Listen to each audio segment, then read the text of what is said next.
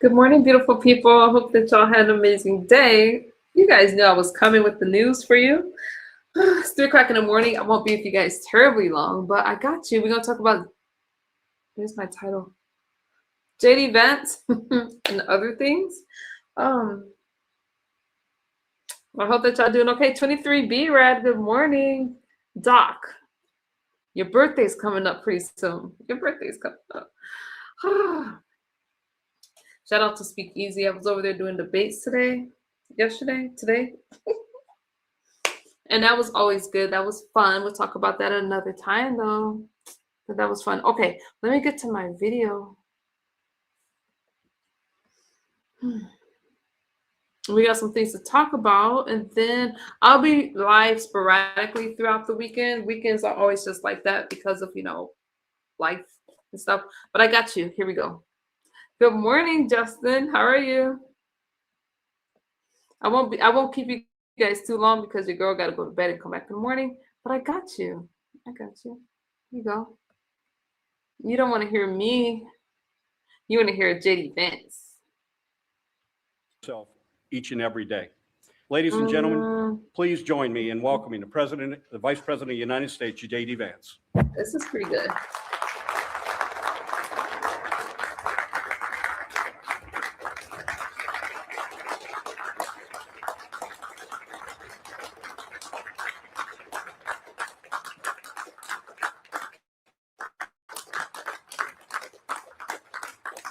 Thank you all. Thank you.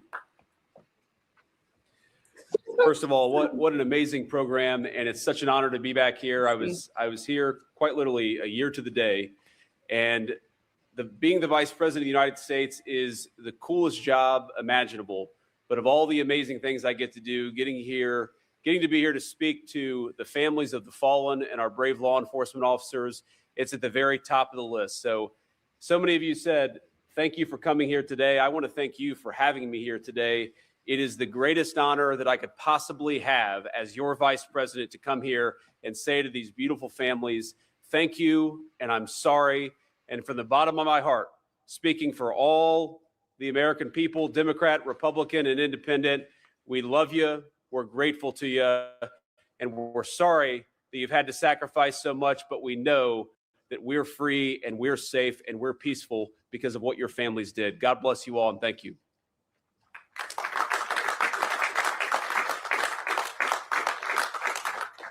Before I get into the meat of my remarks, I want to briefly express my gratitude to the men and women who've made this particular event possible. There are countless people who deserve shout outs, and I'm sure I won't get to everybody, but I specifically want to thank, first of all, the Fraternal Order of Police President Patrick Yose, who does an amazing job, and its director, Jim Pasco, as well as the president of the National FOP Auxiliary Board, Glenda Lehman. Thank you to the three of you for having me, and thanks to the three of you for making this amazing day possible.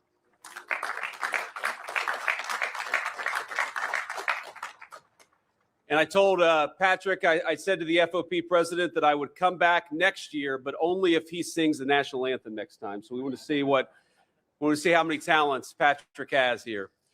Let me just say that speaking before this audience 1 year ago, like I said earlier, was a solemn privilege. It's an amazing. I see these families, these beautiful families looking up at me, and I know that each one of you represents a story. And I want to say it's my honor to be here again 1 year later. I want to open with a line of scripture from the book of Isaiah. I suspect it's a passage that all of you in law enforcement know very well, but I think it speaks so much to the sacrifice and to the duty and to the sense of purpose that every single law enforcement officer takes with them every single day of the job. In it, the prophet Isaiah recounts from inside the temple of Jerusalem, quote, "Then I heard the voice of the Lord saying, 'Whom shall I send? And who will go for us?' And I said, 'Here I am. Send me.'" My friends, we gather this afternoon to honor men and women who heard the exact same call, men and women whose selflessness led them toward danger when others fled. People who said, "Send me," not send somebody else, but send me. people whom service was a way of life, not a burden. And their love of community, of their families, of their neighborhoods, of the places they called home, bound them to a life of duty to others. A duty they lived out every single day, from the first time they put on that amazing badge to the moment that they took their very last breath. In the Old Testament, God does not force Isaiah to serve him. Isaiah knew it would not be easy, but he steps up willingly. He volunteers, just like every single one of you and every single one of your loved ones. He accepts God's call to give his life in service to his fellow man. And today we remember men and women in uniform who laid down their lives answering that exact same call. We honor men like Philip Wagner, an officer with the local police department in Lorain in my home state of Ohio, who was killed in a cowardly ambush attack that, as the president said, President Yost, has become all too common in our country. Now, those of you who know him know that Officer Wagner was a family man, a Marine Corps veteran, Semper Fi, with 8 years experience in law enforcement. And he left behind a beautiful wife and 3 children. On Wednesday afternoon last July, Officer Wagner and a fellow officer were in their patrol vehicle when a man opened fire on the car. He did nothing other than do his job, and a coward opened fire on him. After they called for help, a third officer was also ambushed. Now, while both of his colleagues survived, Officer Wagner would later succumb to the wounds that he suffered in the hospital, thankfully with his loved ones and his family by his side. This afternoon, we commemorate Officer Wagner's devotion to his community and the duty he felt to protect it from those who would do it harm. We join with the countless cherished family and friends who mourn his loss.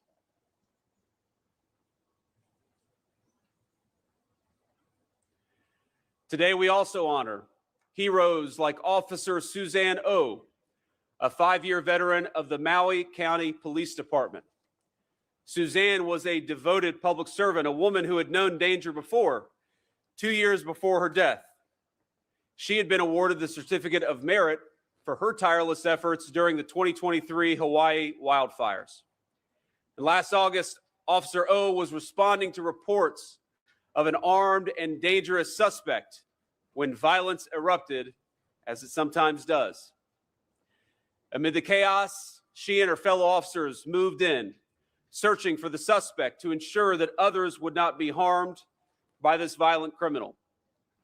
And Officer O was mortally wounded while protecting her community, laying down her life in defense of the people that she loved and served every single day. She left behind a family of her own, a sister, 3 brothers, an adoring boyfriend, and many other loved ones, as well as a legacy of quiet strength and a legacy of always putting the needs of others first, even when it requires the sacrifice of your own life. So today we honor Officer O and give thanks for her. And finally today we honor 3 officers from Pennsylvania's Northern York County Regional Police Department. Their names were Detective Mark Baker, Detective Isaiah Immunizer, and Detective Sergeant Cody Becker. Last September, these men were killed in the line of duty. They were working to serve an arrest warrant against a man wanted for stalking and threatening an innocent woman. A man lying in wait, wearing camouflage, carrying an AR-15 and surveilling his victim in her home, a woman who felt no safety, no security because of the actions of a violent criminal. But these officers decided to do something about it. When they moved to protect her and carry out their duty, they were unfortunately met with a brutal ambush from this coward.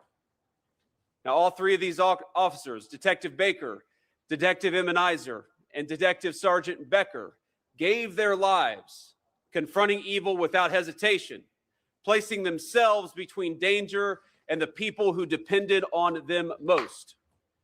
These were talented and seasoned cops. Across the three of them, they represented nearly 60 years of experience within law enforcement, and each of them left behind grieving widows and beautiful children.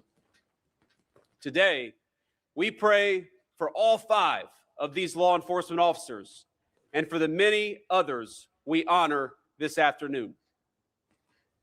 Now, I know I don't have time here to go through every single law enforcement officer that we've lost in the past year. We cannot tell every single story of every single family and of every single instance of brave sacrifice.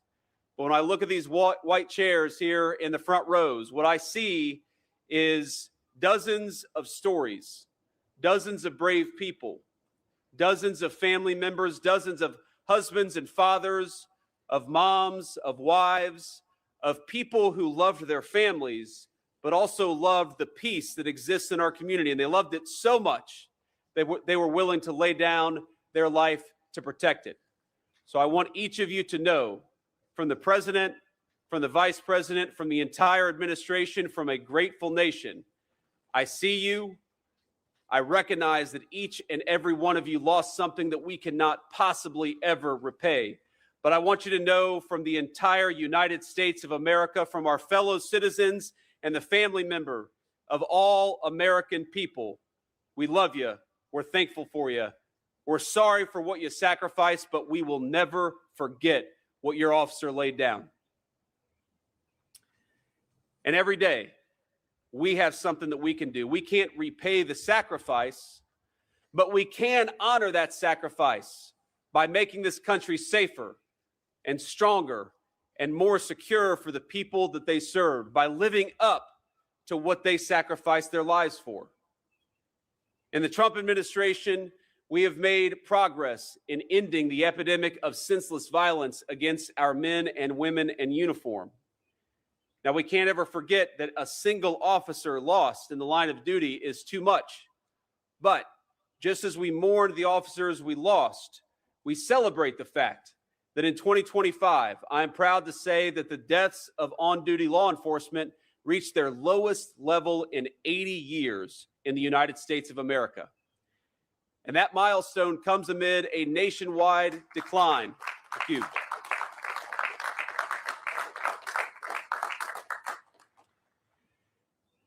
We have to remember that that epidemic of violence that we experienced over the last few years, you can never get rid of evil. You're always going to have terrible people who want to do the worst things. But allowing so many of those people free rein, allowing so many of them to strike at our law enforcement officers, ladies and gentlemen, that was a policy choice.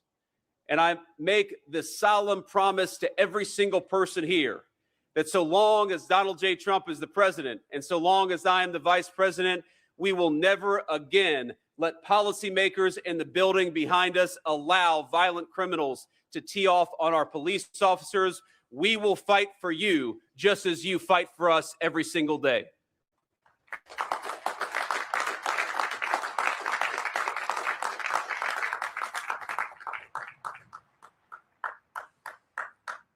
Part of the reason we've seen that decline in violence is because, working with all of you, we've crushed the criminal cartels and halted the tide of narcotics and migrant crime flooding across our borders, because we knew that so much of the violence in our communities, so much of the violence that you were dealing with every single day was coming across that wide open border. So last year, we celebrated another important milestone, that the murder rate in the United States of America fell to its lowest in 125 years, marking the largest single drop in recorded history in the United States of America.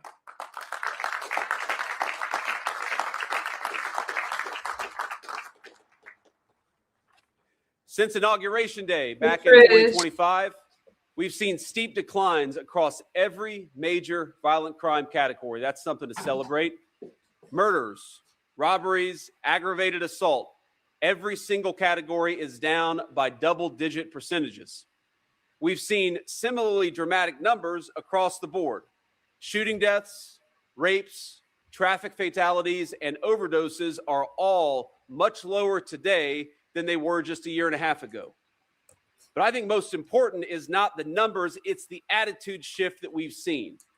We've shifted attitudes across our society when it comes to dealing with, and most importantly, honoring our law enforcement community. We stopped handcuffing the police and started handcuffing more violent criminals. We've restored a culture that supports, not second guesses, our officers when they go out and do their important work. We've ended the shameful practice of micromanagement of state and local police started by the last administration.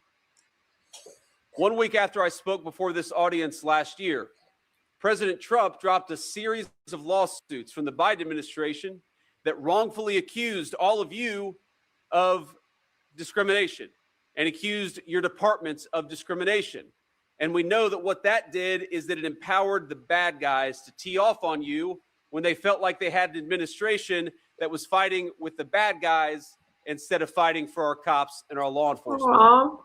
Because when it comes to federal so law much. Shout out enforcement, to you guys. I there's no more effective partner than all of you, than our state and local officers. We can't do everything. We wouldn't want to do everything.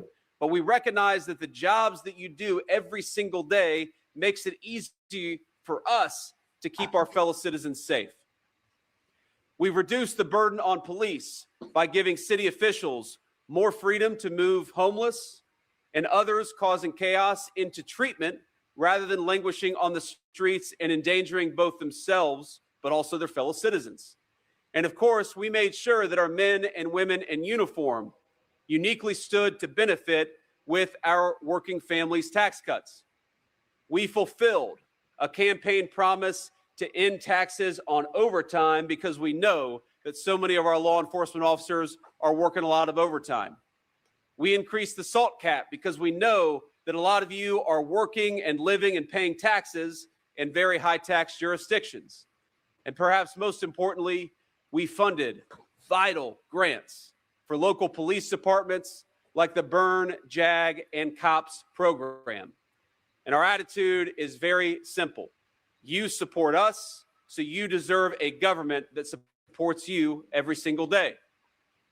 And in response to the repeated and needless tragedy, we've taken action to end dangerous state and local policies like cashless bail. We had to get rid of it because it was letting way too many violent criminals out of prison. They were making our communities less safe, and they were making all of you less safe. So we implemented a very simple proposal. How about we have a federal government that helps you put violent criminals in prison as opposed to letting them out of jail?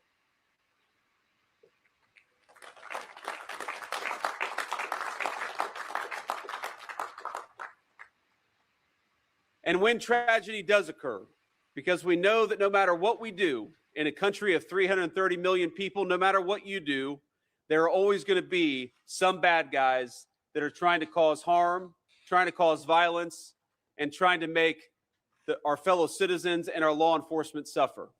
So what we have to do is ensure that when an officer falls in the line of duty, two things happen. Number one, the Department of Justice is aggressively seeking the death penalty for anybody who dares to kill a law enforcement officer in the United States of America.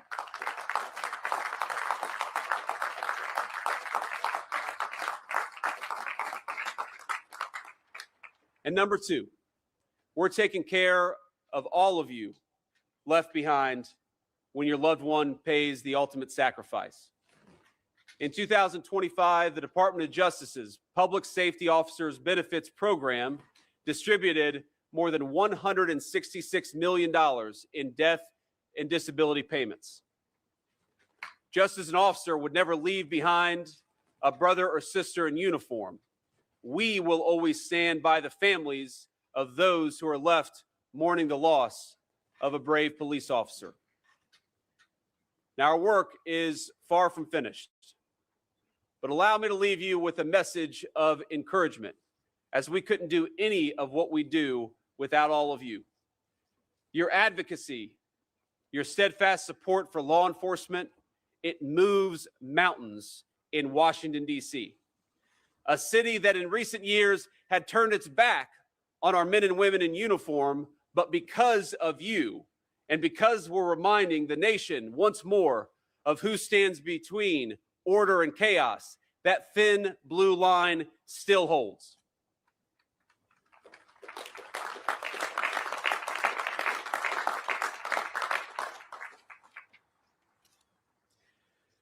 My friends, later in the book of Isaiah, the Lord speaks through his prophet, and he says, "You shall be called the repairer of the breach. You shall be called the restorer of streets to dwell in." This afternoon, we honor the men and women who lived out that calling every single day, who gave everything for their belief in it. They stood in the breach for their communities so that the streets would be safe to dwell in. Where others brought violence and chaos, they brought order and peace. And though we mourn their passing back into the arms of their Creator, those of us who remain inherit a new responsibility. Our responsibility is simple: to follow in their footsteps and to devote our own lives to service. To stand beside the families these fallen officers loved, to fight for them as they fought for us, to remember the children, the grandchildren, the spouses and parents and the friends these fellow officers left behind, to speak their names, to tell their stories so that they're never forgotten, and to always ensure that the country these officers gave their lives protecting remains worthy of the sacrifice of the very best among us. You know, I stand up here with this very thick glass between me and you, and because I'm the Vice President of the United States, I am blessed to have a Secret Service detail, people who look after me, who put their lives on the lines, just as your loved ones put their lives on the lines. And what I realize is that the Vice President of the United States, of course, has a Secret Service detail, but 99.99% of our fellow citizens do not. They don't have a Secret Service detail. They have you, and they have your loved ones.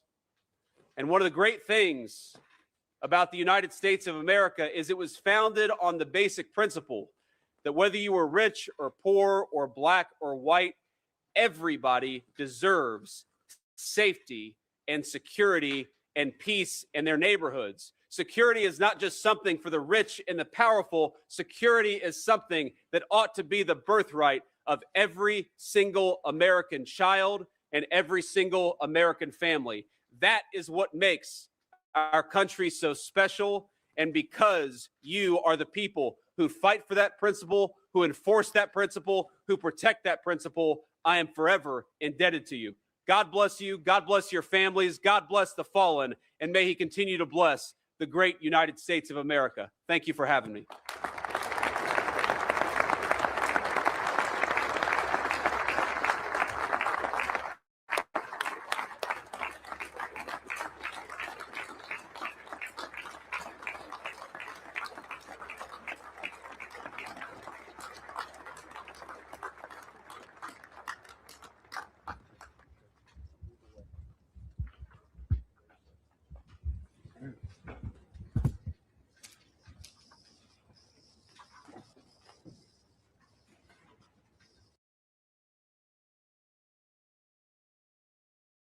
I got through that kind of fast. Oh, Doc, I thought you said you were going to bed. Okay. Hang on, I got you.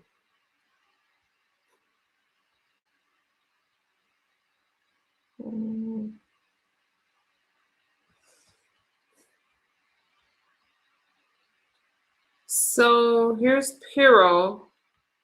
Let me get it for you. Sorry. And let me know what you guys think about this. It's interesting. Thank you all for being here today. As Police Week comes to an end, let me start first by saying something that doesn't get said enough. The men and women of law enforcement in this country are extraordinary public servants. We are thankful for the work they have done in Washington, D.C. and across the country to keep Americans safe. All of us rely on them to keep our communities, families, and children safe. They are the true heroes among us, and we are very grateful for their hard work and sacrifices each day. This summer, Washington, D.C. will host one of the most significant, if not the most significant, national celebrations in a generation. On July 4th, 2026, our nation marks its 250th year of independence.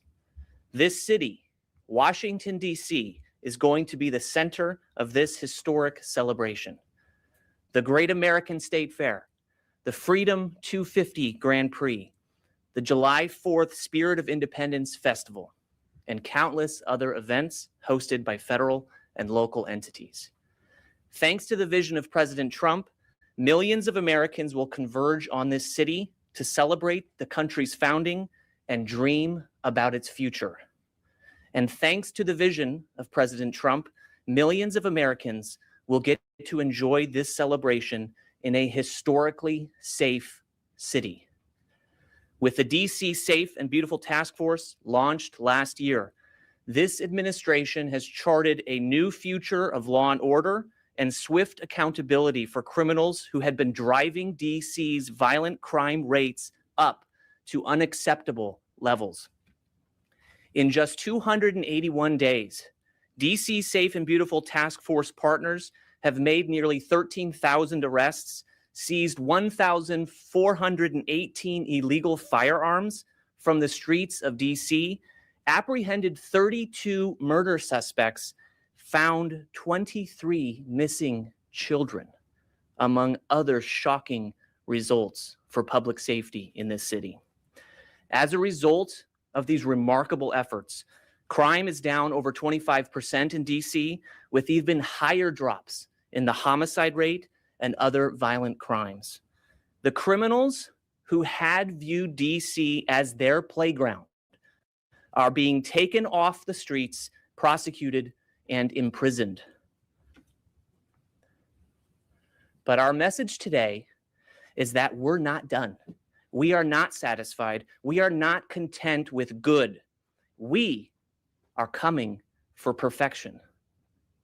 And we won't be done until we reclaim every last inch of ground on anyone seeking to do harm in our nation's capital. We are fully committed to making this city a place where mothers feel safe walking their children to the corner market, where running a late night errand doesn't put you at risk of a carjacking, where residents and tourists alike can freely experience the best this beautiful city can offer. Accordingly, this summer, starting now, the DC Safe and Beautiful Task Force is going even deeper, even further, to surge even more federal law enforcement resources to this district to drive down crime in DC. This is a proactive and deliberate measure to ensure this great city remains safe and beautiful. Our efforts will serve as an example to the entire country of what it looks like when leaders step up and say enough is enough when it comes to criminals and lawlessness. Thank you.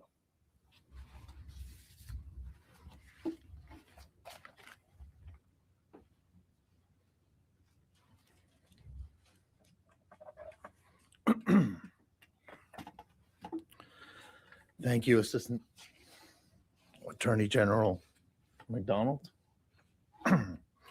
Good morning. I am happy to be here today with U.S. Attorney Janine Pirro Assistant Attorney General Colin McDonald, the National Guard, and so many of our federal law enforcement partners with DC Safe Task Force. Thank you all for your leadership and your support of the DC Safe operation. It is my honor to stand before you today as Director of the United States Marshals Service and the Chairman of the DC Safe Task Force. The American people gave us a clear mandate to make America safe again.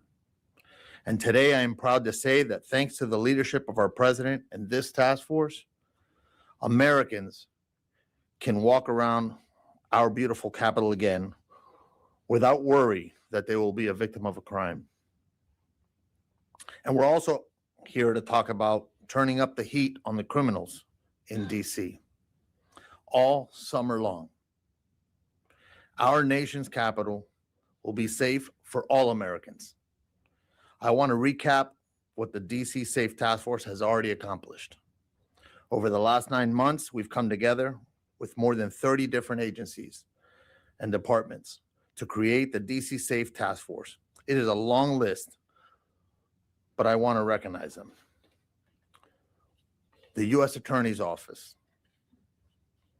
my very own United States Marshal Service, DC National Guard, Homeland Security Investigations, Bureau of Alcohol, Tobacco, Firearms, and Explosives, Drug Enforcement Administration, U.S. Park Police, Federal Bureau of Investigations, Metro Transit Police Department, Secret Service, Federal Protective Service, Customs and Border Patrol, U.S. Capitol Police, Amtrak Police, Metropolitan Police Department, DC Fire, HHS TACMED, Diplomatic Security Service, CSOSA, NCIS, Army CID, the DC Housing Authority Police, and multiple offices of Inspector General. I am so proud of everything the DC Safe Task Force has accomplished. We've made close to 13,000 arrests, many of them being the worst of the worst. Arrest of criminals wanted for murder, arrest of drug traffickers, and of sexual predators. The DC Safe Task Force has seized over 1,400 illegal firearms, preventing countless violent crimes in our nation's capital. Murders are down more than 35%, and overall crime is down 26%. The violent carjackings that once plagued this city are rare and will be over because we are not done. This brief recap shows our task force has spent the past 9 months making DC a safer place for Americans to live, work, and visit. Washington, D.C. is our nation's capital, and it should be the safest place to visit in our entire nation. We are 50 days away from July 4th, the 250th birthday of our great nation, and today we want the public to know that we are not done. This summer, each agency on the DC Safe Task Force will push harder to eradicate crime and to increase the quality of life in our beautiful nation's capital. We will increase high visibility patrols across DC so Americans can safely celebrate America's 250 years of independence. You will see the difference all summer long in DC. No crime will be tolerated, especially violent crime. Drugs off the streets and guns out of the hands of criminals. We will use every tool available to law enforcement: drones, helicopters, tactical canines, and any and every asset available to law enforcement to turn up the heat on criminals in this city. I want to break it down by agency. The Marshal Service is combating violent crime every day. We will continue arresting criminals with warrants for heinous crimes. This summer, I'm committing the marshals to surge every resources to root out everyone committing crimes. I remind criminals who are on the run and in hiding, the marshals are the best manhunters in the world, and we will find you. Law and order has been restored. We are not done fighting crime in our nation's capital. DEA. Over the past 9 months, our DEA has found that the DC drug market is fueled by outside sources. It is part of a larger regional trafficking ecosystem tied to interstate narcotics pipelines, organized networks, and cartels linked to larger distribution channels. DEA is also allocating more resources to every district in DC to attack the nexus between drugs and violent crime. It is about time drug dealers be treated like terrorists, since they are terrorizing our nation and the DC community. ATF, led by Robert Cicadia. Our ATF will continue to fight illegal firearms trafficking across all state lines. All firearms illegally coming in from Maryland and Virginia will be found and seized. ATF will continue to use their highly successful gun tracing and intelligence capabilities to identify trafficking patterns and especially violent repeat offenders. Illegal firearms remain a major driver of violence in DC, and our ATF is increasing operations to target violent criminals and gun traffickers operating in our nation's capital. Park Police. Our U.S. Park Police plays a vital role this summer, securing the America 250 events. Safeguarding our national park land and monuments in D.C., they are increasing officers in our nation's capital to patrol the monuments for more proactive policing. You will see more U.S. Park Police on foot, in vehicles, and on horseback through D.C. to support the summer surge. Our National Guard. National Guard plans to grow their presence of guardsmen with the number of expected visitors for America 250. They will continue to provide presence for high visibility and support across the district so law enforcement can focus on their duties. High visibility presence reduces response times to crime, provides support to law enforcement on scene, and keeps officers and civilians safe. HSI, led by John Condon. Similarly, Homeland Security Investigations now has the resources to double the number of special agents that they have on the streets in DC, working with the task force on high visibility and patrols. This administration is taking on fraud all across the country. And HSI special agents are experts in fraud investigations.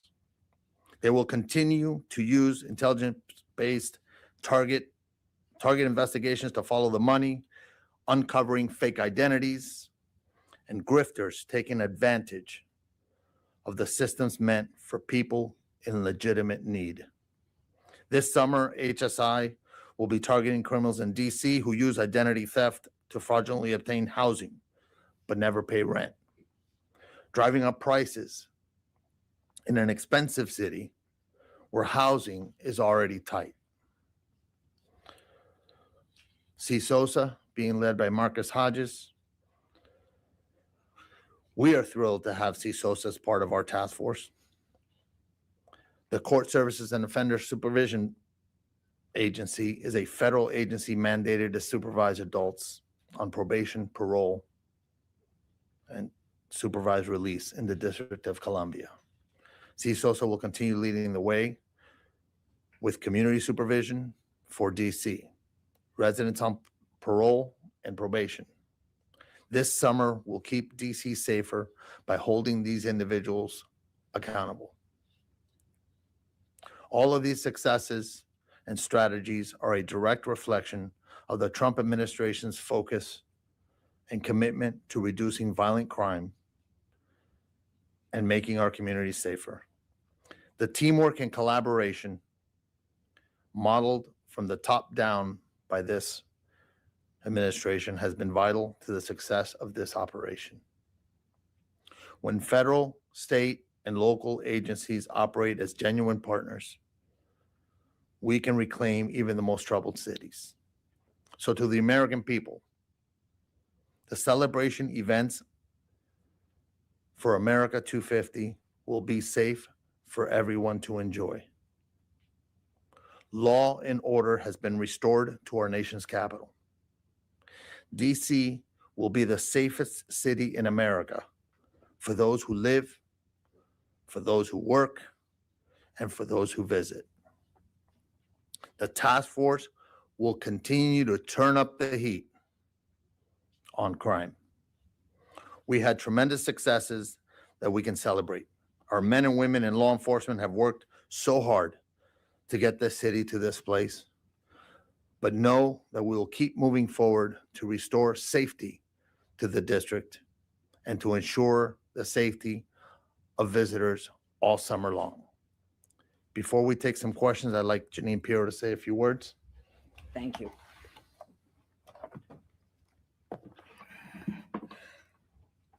Good morning, everyone, and thank you, gentlemen. I first want to thank our federal and local law enforcement partners who worked tirelessly over the last year to make our nation's capital safe. However, today we announce a new summer surge with increased law enforcement visibility and expanded coordinated operations ahead of America 250. Since the launch of the coordinated operations on August 7th of 2025, this engagement has become one of, if not the largest, modern joint law enforcement collaboration in history. The results have been undeniable. Almost 13,000 arrests, including homicide suspects, gang members, narcotics trespassers, fugitives, weapons offenders, almost 1,500 illegal firearms taken off the streets that then can't be used to intimidate and kill fellow citizens. And most importantly, violent crime is now down dramatically. Homicides are down almost 50%, robberies down 42%, carjackings are down 60%. Those numbers represent lives saved, families protected, businesses able to function safely, and neighborhoods that are beginning to reclaim peace and tranquility.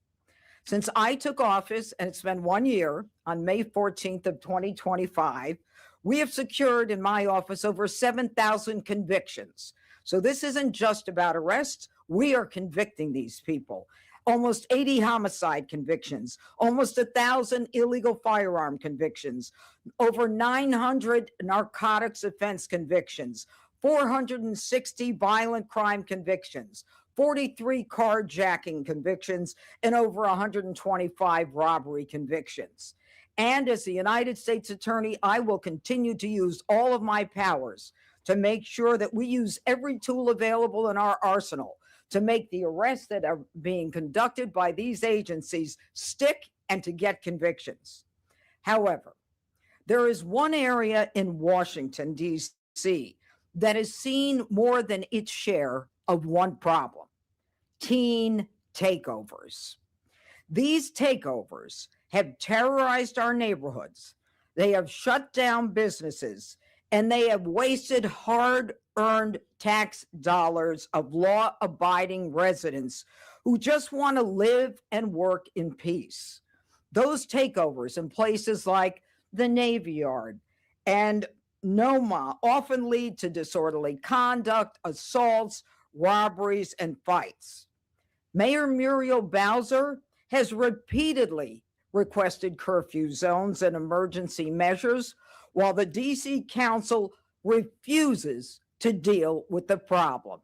And I'm going to say that again, where the DC Council that passes the laws refuses to deal with the problem.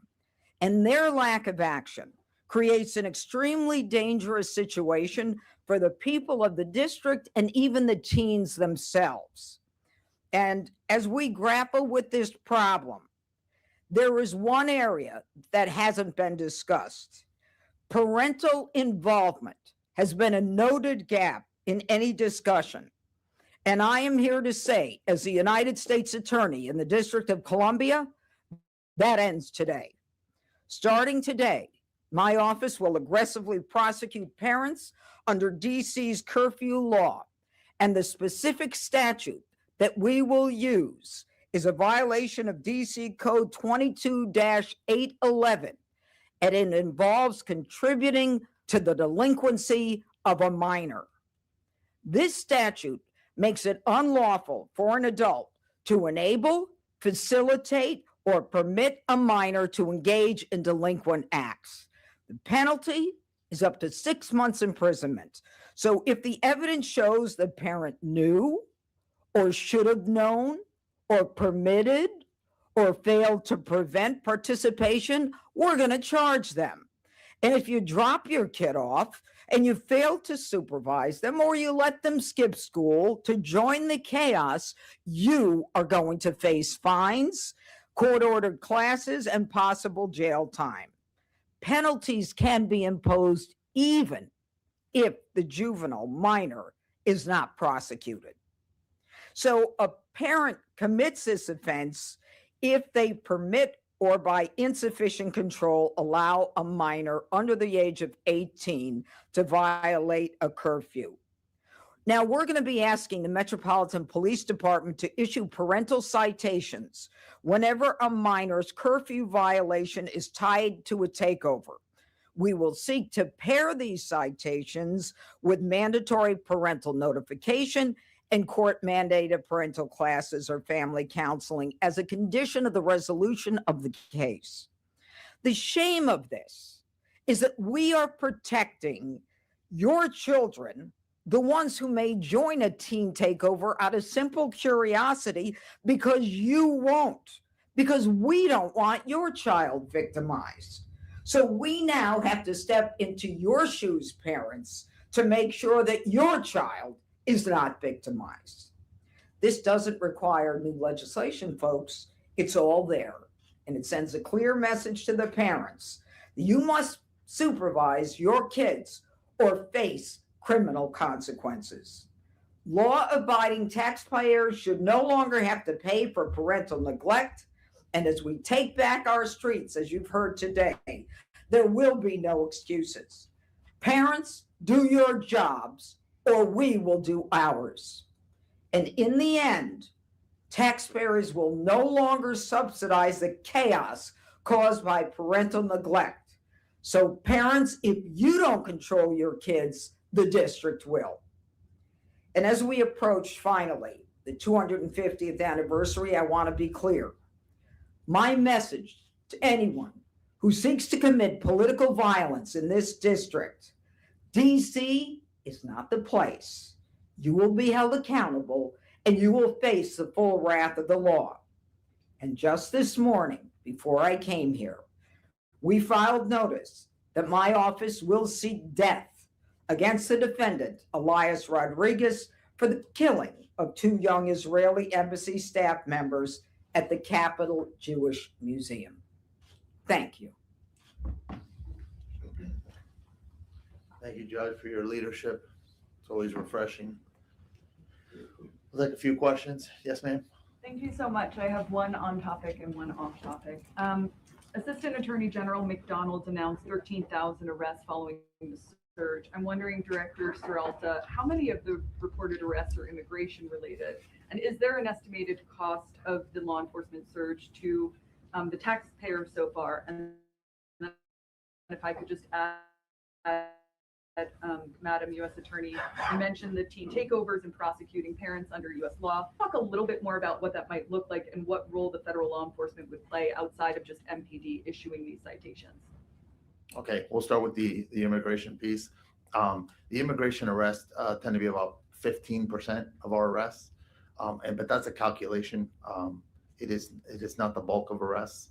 At the beginning, it was more so the case. Now they're just not being arrested or not being found. As far as the cost goes, the law enforcement officers that are working these cases are part of the task force. I want to make one point, right? Because we talk about illegal immigration as if it's not a violation of law, and it certainly is. So the task force is enforcing all laws, every single one of them, and you will see a lot more of that this summer. If I understand your question, is what role do the feds have as it relates to the parents and the teen takeovers? Well, as you already heard this morning, there will be a continuing joint operation. However, the way I see it occurring is that the MPD will be, as soon as there is an arrest, it is a local and sometimes an office of the Attorney General arrest, but the parental notification will be mandated along with a citation for the curfew violation. And Mr. Assistant Attorney General, I completely appreciate you can't comment directly, but in light of the reporting that DOJ is moving toward a possible indictment of Raul Castro at the same time the administration has openly pursued pressure campaigns against foreign governments, I'm wondering how you respond broadly to criticism that criminal charges might be used or even appear to be used as instruments of regime change rather than law enforcement. I'm not going to answer that question here. We're focused on making this city the safest it's ever been. And the hard work of the folks on this stage and some in the audience have achieved that. But again, we're not satisfied. We're going for more. We're going for perfection. And we look forward to grand celebrations in this city this summer. We're going to keep it on topic. So, yes, ma'am. Madam, for you talk about going harsher penalties for the parents. What about for the teens that are arrested? I know in the past you talked about maybe charging them maybe as adults. Is there any more follow-up on the strict ramifications for them when they do gather and do find themselves unlawful? Well, the law is clear. I mean, I can only prosecute teens under Title 16 if they commit 4 categories of, and that is if they're 16 and 17, if they commit 4 categories of crime, basically murder, sexual assault, robbery, and burglary, and armed offenses related to those. So a teen takeover would be the kind of scenario that is handled by, or violation of curfew is handled by the local attorney general. That does not preclude me from bringing charges against the parents. Is there a challenge with some of the judges to follow the rules? I'd like to pick somebody else, and let's try to get other topics. Otherwise, we're going to just talk about teen takeovers. Yes, ma'am. I do have a question on teen takeovers, but I also have a question about gun laws, if I may. I'll start with the gun laws. I understand that the Department of Justice sued the city over unconstitutional firearm bans, and I know for a fact that several residents in DC feel like they don't have a lot of options to protect themselves or their property. Are there any updates you can share with that case? Do you want to? No, I was going to say that's not a task force case, so we don't. Or a message maybe to the DC residents who feel like they don't have a lot of options when it comes to local No, laws? not really. I'd like to talk about summer and how this task force is going to turn up the heat on criminals. If anybody has any of those questions, yes, sir. You in the back. Thanks. I've got 3 quick questions. One, Judge Pirro, you know all too well that the mayor and the chief have lost the authority to implement the youth curfew zones. So when you speak about a curfew now, you're speaking about the curfew that is in effect at midnight. I'm wondering, one, will the federal government implement its own similar curfew zones for groups of youth that has been used? 2, will we actually see an increase in troops or manpower on the streets? And then 3, I'm wondering why MPD and the mayor's office wasn't consulted about this beforehand, why they're not here, why there was no coordination locally. Thank you. Sure. You want to answer? Well, look, as it relates to the curfew right now, as I indicated, the mayor has been very forceful in trying to get the DC council to give her the ability to do more than just an emergency curfew.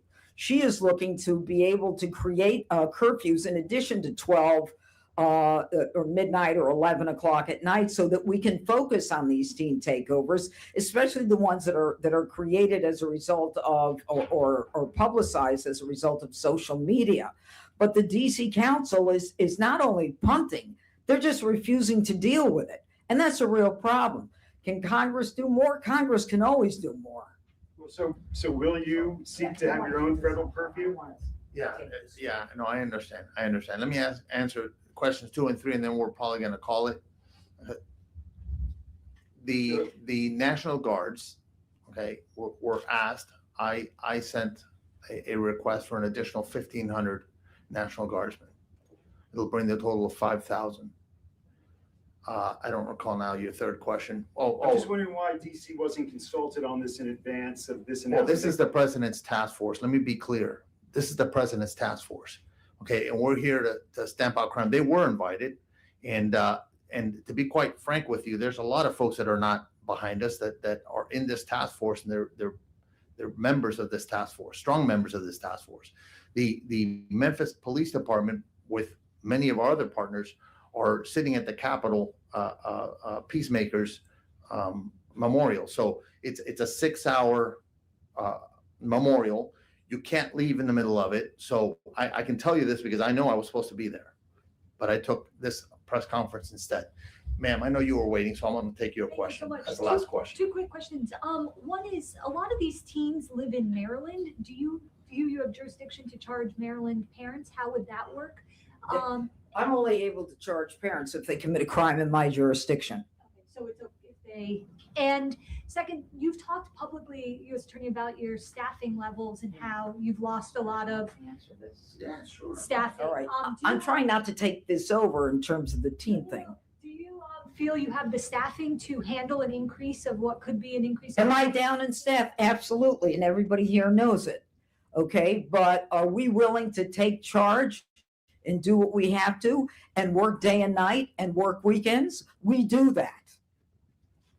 And I'm just going to add to that, this administration has been very supportive of all law enforcement components, and there's going to be more hiring. Hannah, you're going to be the last one because I just saw you. Thank you. This is a question for. Don't tell me. If it's Virginia Pirro, I'm turning this off right now. It's for both of you.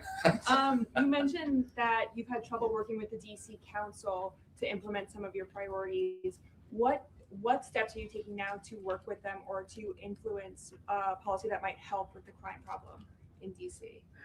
Okay, so from a law enforcement standpoint, we're trying to review or get the authorities to review some of their policies. But that is a long process. That is something that a chief needs to be in place for. There's got to be a number of policy meetings just to strengthen the police department to be able to be police officers. They're not at that point yet. I mean, it's gotten better, but there's a lot more work to do to take the handcuffs completely off the Metropolitan Police Department officers. Okay, thank you very much. Thank you, everybody. Hi. Try to get our guests off.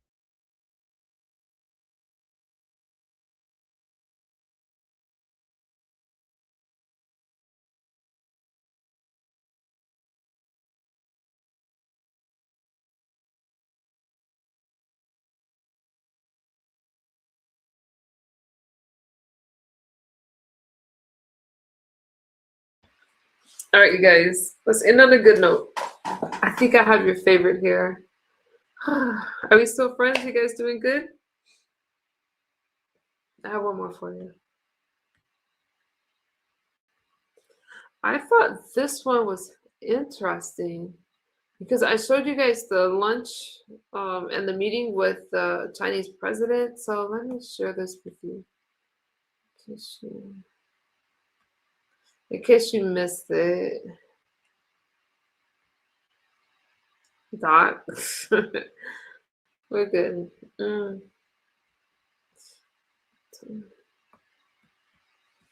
Thank you.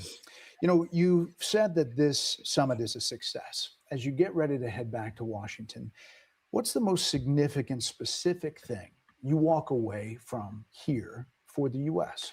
I think the most important thing is relationship. It's all about relationship. I have a very good relationship with President Xi and with China. And it sounds like something that doesn't mean anything, but it's everything. And Guys, are you these problems cookies? we've solved.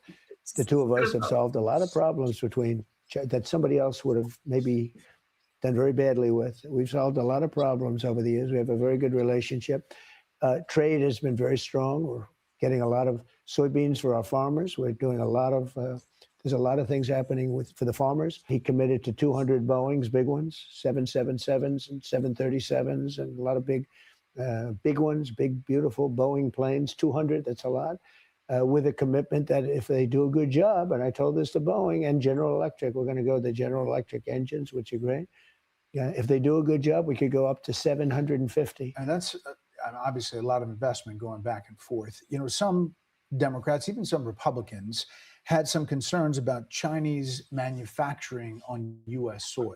Is that happening? Well, if they don't want to pay tariffs, it could happen, just like it's happening with other countries and companies. We have now more money being invested in the United States than any country at any time in the history of the world, including China, which probably is second from about 10 years ago. We have $18 trillion in 11 months, not the 12th month hasn't come in yet, the numbers. We have $18 trillion. If China wants to come in and wants to avoid tariffs, if they build here, for the most part, they're going to be hiring American people. If they want to avoid tariffs, they're going to build in the United States. Despite concerns about China operating inside the U.S. We have Japan is building massive Toyota, Honda, all of them. I mean, they're building massive plants all over the country. So if China wants to build for their cars, now, I will tell you, I put 100% tariff on Chinese cars because I didn't want them coming into the country. If you take a look, only because they swamp you, they'll destroy your auto industry. And that's what's happening in Europe. And now they're saying we have to do a little bit like Donald Trump.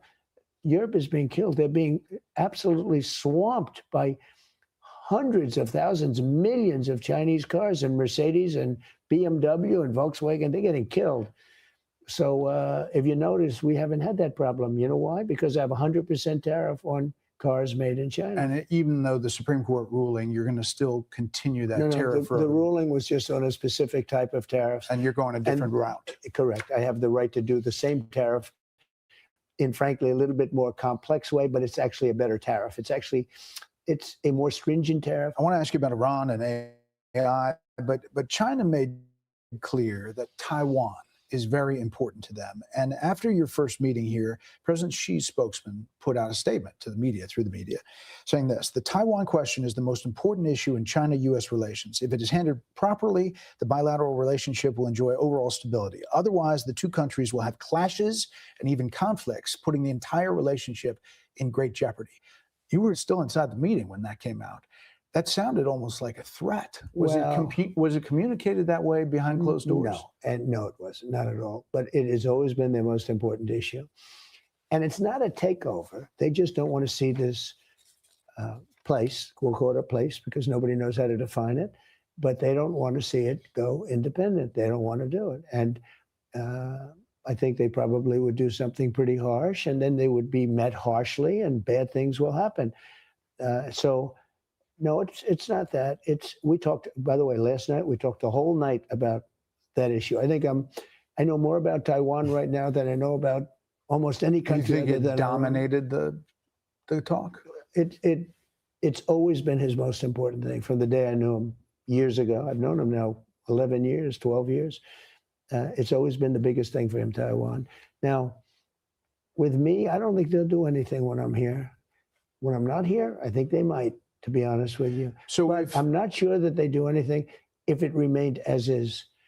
But they have somebody there now that wants to go independent. Well, it's a risky thing when you go independent. You know, they're going independent because they want to get into a war and they figure they have the United States behind them. I'd like to see it stay the way it is. And I'll tell you something. I'll make a little news. I'd like to see everybody making chips over in Taiwan come into America because, to be honest with you, I think it's the greatest thing you can do because it's a heated situation. There's no question about it. And as you know, we have massive amounts of chip companies now from Taiwan already coming in. We expect to have 40 to 50% of the world chip business by the end of my term. And I think it should be even more than that.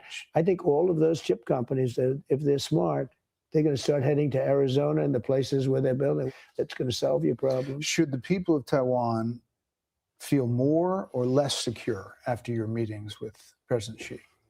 Neutral. Neutral. This Has the been going on for policy years. changed at all? No, nothing's U.S. changed. policy. No, nothing's changed. I will say this. I'm not looking to have somebody go independent and, we're supposed to travel 9,500 miles to fight a war. I'm not looking for that.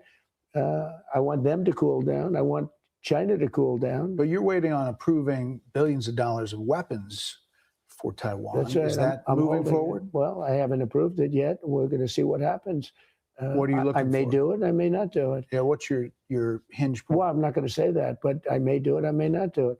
But we're not looking to have wars. And if you kept it the way it is, I think China's going to be okay with that. But we're not looking to have somebody say, let's go independent because the United States is backing us. So President Xi probably liked that you haven't approved the weapons to Taiwan.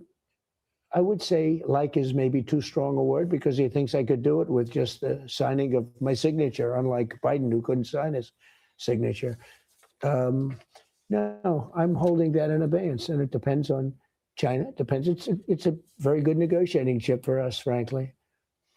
It's a lot of weapons. It's $12 billion. It's a lot of weapons. But, when you look at the odds, China's a very, very powerful, big country. That's a very small island. It's, you think of it, it's 59 miles away, 59 miles. We're 9,500 miles away. That's a little bit of a difficult problem. With all of that being said, if you look at the history of Taiwan, Taiwan was developed because we had presidents that didn't know what the hell they were doing. Because if they would have put tariffs on chips coming in, they would have never left. Everything was about Intel, and everything was about our chip companies. They stole our chip industry. So I've said that for years. I said, for years they stole our chip. If we would have had one of our presidents just say, we're going to put 100% chip. You can leave, you can build in Taiwan, but you sell it back into the United States. We're going to put 100% or 200% tariff. We would have never lost the chip. We lost the chip industry. It's all coming back. And I do say this, Taiwan would be very smart to cool it a little bit. China would be very smart to cool it a little bit. They ought to both cool it. On AI, was there any agreement about any kind of guardrails that China and the U.S. might agree to so that AI doesn't go crazy? Well, we talked about it. Yeah, we talked about it. Look, AI is mostly a great thing, mostly. And we're leading China. We talked about that. We're leading China by a lot. I gave the right for AI to build their own electric producing plants. That's a big deal. They can manufacture their own electricity now, which we could never have gotten from the grid. And now you have these very rich companies headed by lots of geniuses building electric plants. Because of that, we are leading China by a lot in the AI race. Now, it's mostly the two of us. Other nations are in it, but mostly. And whoever wins the AI race, and we're going to win it. I mean, if we're smart, we're going to win it. If we're not smart, we're not. But we're leading by a lot. We talked about that last night. President Xi was very surprised at how well we've done with AI, because they thought, when it started, they took this gigantic lead. And we now we are substantially ahead of them in AI. But do you think there'll be some buy-in, set up guardrails or something? I think there could be. We talked about it. But, at the same time, we're competing. So it's a little hard to say, oh, gee, we're competing with each other and we're going to put guardrails. It really doesn't work that way too much. But AI, if you look at medicine, some of the things they're coming up with medicine, some of the cures they're coming up with that people would have never gotten there, it's going to be mostly a good thing, but we want to have some guardrails.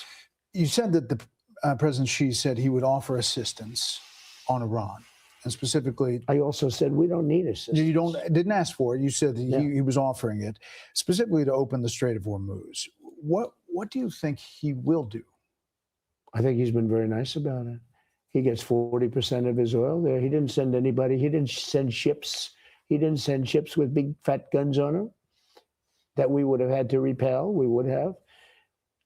The good thing is I built, during my first 4 years, the most powerful military in the world. We have the most powerful military in the world. That was shown in Venezuela, which took 1 day. Actually took 48 hours. I mean, it took, let's see, about 48 minutes. I think it was 48 minutes and 13 seconds, and it was over. And it's a strong country with a strong military, but it went very quickly. And now, by the way, we have made a fortune with their oil. And so they've made more money in the last 8 months than they've made in the last 10 years. And we're really, participating in the profit. Venezuela, but obviously Iran is it's a different kind of a thing. Yeah. But we're doing probably almost as well as, I don't know how you can do better. They have no Navy. They have no Air Force. It's all destroyed. Their Air Force is destroyed. But yet they're talking a big game. They're talking a big game. Iran's foreign minister said the Strait is open to commercial shipping only if they cooperate with the Iranians. They're not talking a big game. You know who's talking a big game? The fake news media. If you read the New York Times, you would think that we're losing militarily. Think of it. They have 159 ships. Every one is now on the bottom of the sea. Every one of them is gone. They had mine droppers. They call them mine droppers. Nice thing. Who has 22 mine droppers? And mine droppers are all gone. Now they have what they call fast boats. You know, they are runabouts, like you put a machine gun on it, okay? Most of them are knocked out. We knock them out just like we knock out the drug dealers. You like to talk about cards. It seems like they're playing with a bad deck, to your point. They have no deck. But they're still playing. No, the only thing they have going is a fake press. They know how well we're doing militarily. And then at the request of a very nice group of people from Pakistan who are very close to Iran, I didn't go that final. They said, could you stop? We're going to make a deal. And we really had the confines of a deal. No nuclear. They were going to give us the dust, nuclear dust, everything we wanted. And every time they make a deal, the next day it's like, we didn't have that conversation. And that's taken place about 5 times. There's something wrong with them. Actually, they're crazy. And you know what? Because of that, they cannot have a nuclear weapon. Because the president of China agrees with you on that. And he agrees with me on that. He agrees with me that he wants to see it end. He'd like to see it end. He would like to help. If he wants help, that's great. But we don't need help. And you know the problem with help? When somebody helps you, they always want something on the other side. That's the way help works. Hard to believe, but it was 1 year ago today in UAE, interviewed you, and I asked you about Iran. How do you get to a solution there? Oh, we'll get 100%. You think so? Well, we're going to have a solution one way or the other. It's either going to be violent or not violent. And I far prefer nonviolent. Sure. Obviously, you've explained. Perfect answer. You've explained why you did what you did, because of the nuclear threat for Iran. Yeah. But it's obviously not Venezuela. It's different. Well, it's different. But you did say it was going to be fairly quick, and you said it numerous times. Venezuela was sending drugs in at a level that was terrible, and they did something that was a terrible, mortal sin. They emptied their prisons into our country. Okay, that was terrible, and that was different. This one is, I guess you could say, worse. That was pretty bad. You don't get much worse. Emptying your prisons, drug dealers, murderers into our country, that's pretty bad. But you could say this is worse. In this one, they are trying to make a nuclear weapon. I've stopped it twice. They would have had it 2 years ago. They would have used it already on Israel and the rest of the Middle East. Look at all the missiles shot at people that didn't think they were even involved. Qatar, Saudi Arabia, UAE, look at all. I mean, Bahrain, Kuwait, they got all shot at. Nobody thought they were even involved in this thing. They would have used a nuclear weapon on the Middle East. One thing I'll make clear right now, they said very specifically, because I deal with them, I said, we're taking the nuclear dust. They said, you can have it. I said, we're going to go get it.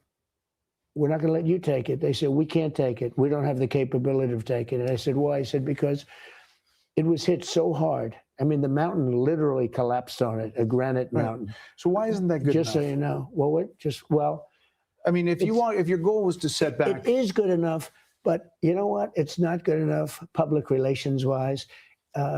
It's important, it's important.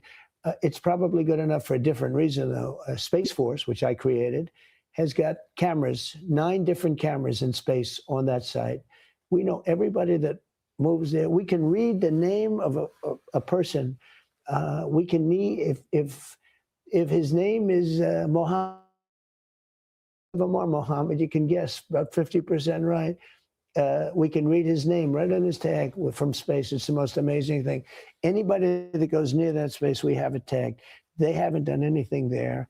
And if they did, we would hit them very hard. So 2 days ago, in speaking to the Iranians, they told me it was hit so hard. They actually said, I must say, that there's only 2 countries that could get it, us and China. Right. They said us and China, that they don't have the capability of getting it because it was so obliterated. The term I used was obliterated. The fake news said, oh, maybe somebody can get it.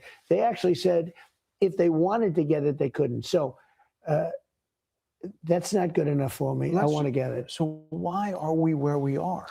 Did you underestimate the pain tolerance that Iran has? I didn't underestimate anything. We hit them unbelievably hard.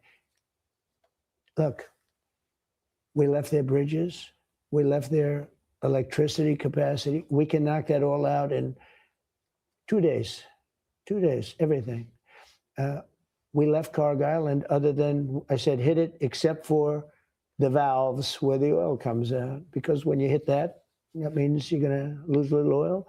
But one thing is happening, amazingly. Ships are floating up to Texas and Louisiana, and they're going to Alaska, and they're loading up with oil like we've never seen before. Americans want to know when it's over, though, right? Yeah, look, Vietnam lasted 19 years. Iraq was like 10 years. Korea was 7 years. Another one was 14 years. Another one was 12 years. Another one was 9 years. We're in there for 2.5 months. The other thing they talk about, so we lost tens of thousands of soldiers in Vietnam. We lost tens of thousands of soldiers in practically every war. I've lost, and I wish we'd lost none because I know those parents. I spoke to them. We lost 13 soldiers in 2 wars. China got 3 tankers out this week filled with Iranian oil. Because we allowed that to happen. You did. We allowed that to happen. Before this trip. Gas prices in America are still high, painfully high. They're going to drop like a rock as soon once as it's this over. war- Yeah, they'll Painfully drop like high, a- though, now, and could be creeping Well, higher lower than before it's Biden. done. Excuse me, lower than Biden, and much lower than people thought they'd be. This inflation number is going up. You're right. It's much lower than President Biden's was, but it's going up under you. The numbers are. You can imagine Democrats and political pundits The people get it. jumped all over this The people statement get it, that you right. made the other day. You were asked when you were leaving. What extent are American financial situations motivating you to make a deal? Not even a little bit. The only thing that matters when I'm talking about Iran, they can't have a nuclear weapon. I don't think about American financial situation. I don't think about anybody. I think about one thing. We cannot let Iran have a nuclear weapon. That's all. That's right. That's a perfect statement. So, I'd but make it again. You can Because you imagine can- how many people stop the soundbite No, at, I don't think about America's played that financial up. situation. So what's your response to that It's framework? very simple. When people hear me say it, everybody agrees. Short-term pain. It's going to be short-term pain. But the pain is much less than people thought. Because people thought that the oil would go up to $250. You know, it was $99 yesterday, $99 a barrel.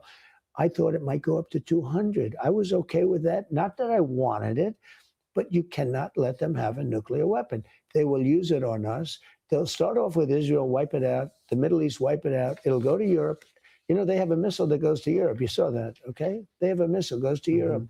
I have done Europe a very big favor. When you tell somebody you're going to have to pay a little more, not that much more, a little more for gasoline for a very short period of time, because we want to stop the threat of being blown to pieces by a lunatic, by a crazy person, and they are crazy, using nuclear weapons.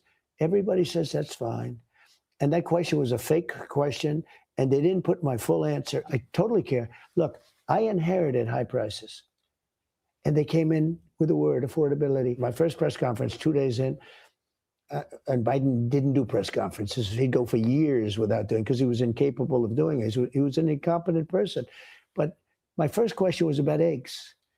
Eggs have quadrupled. What are you going to do? I said, eggs, tell me about eggs. Tell me about the problem. Eggs have gone up 4 times. They said, I'll take care of it. By the way, I did take care of it. But they came up with a word because they are good. They're rotten with policy. They're horrible politicians. In many cases, we have a new name. They're Democrats. I call them Democrats, not Democrats. They're Democrats. A lot of low IQ people. You have Ilhan Omar saying World War XI. She said she was referring to World War II. She said World War XI. These people are destroying our country, and we have to stop it. You know, President Xi said something yesterday. He talked about, and he wasn't referring to the last 15 months. He talked about America is a nation in decline. And I said, you're right. But he wasn't talking about, because he said, what you've done in 14, 15 months is a miracle. When you hear Trump voters, Alex says, I voted for you 3 times. He can't handle the costs. And he's not for this foreign conflict. I hate it, Brett. He's not for the foreign conflict. But Roy in Pennsylvania, he's a retired farmer. He can't handle the fuel going up. And he says he's going to come down very fast. And well, so, look, disappointed. I'm just telling you what they say. When you say to him, Roy, Alex, we got a problem.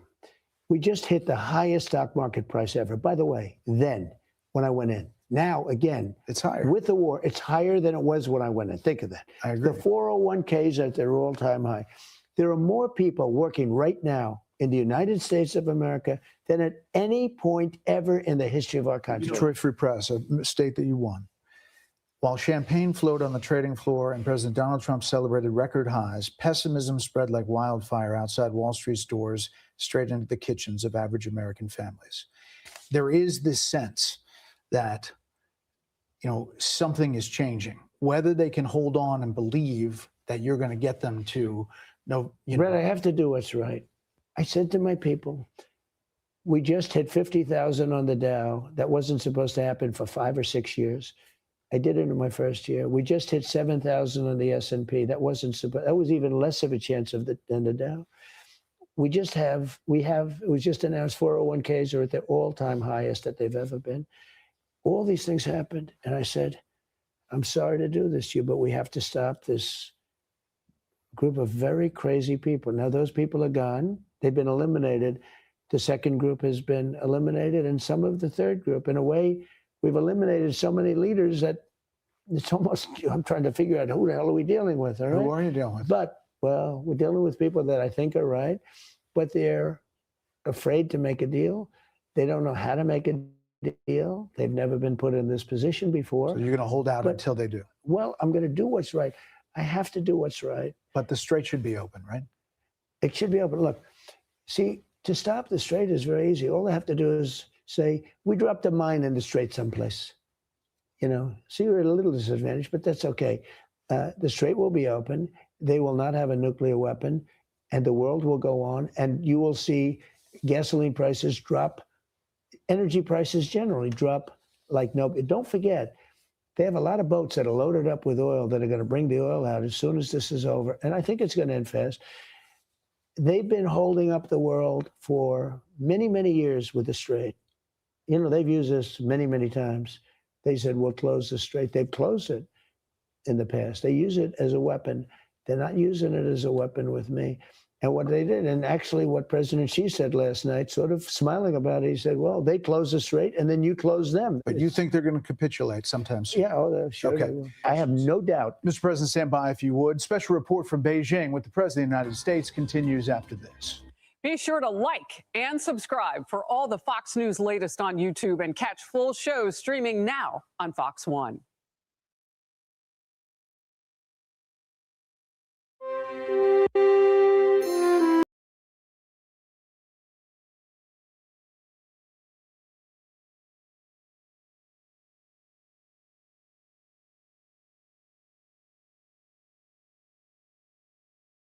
Good morning, Damage. Hey, you guys. I can't believe we up this early. Like, why?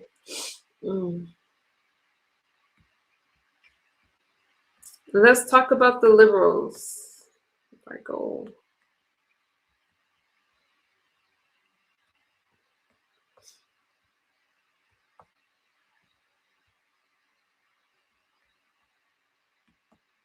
must end a policy. It's new, and it endangers Homeland Security agents. Washington State is one of several blocking or trying to block agents from getting undercover license plates for use in their operations. The DOJ says that is risky. And it wrote this discriminatory policy is not only deeply dangerous as a matter of public safety, but also blatantly unlawful as a matter of constitutional law.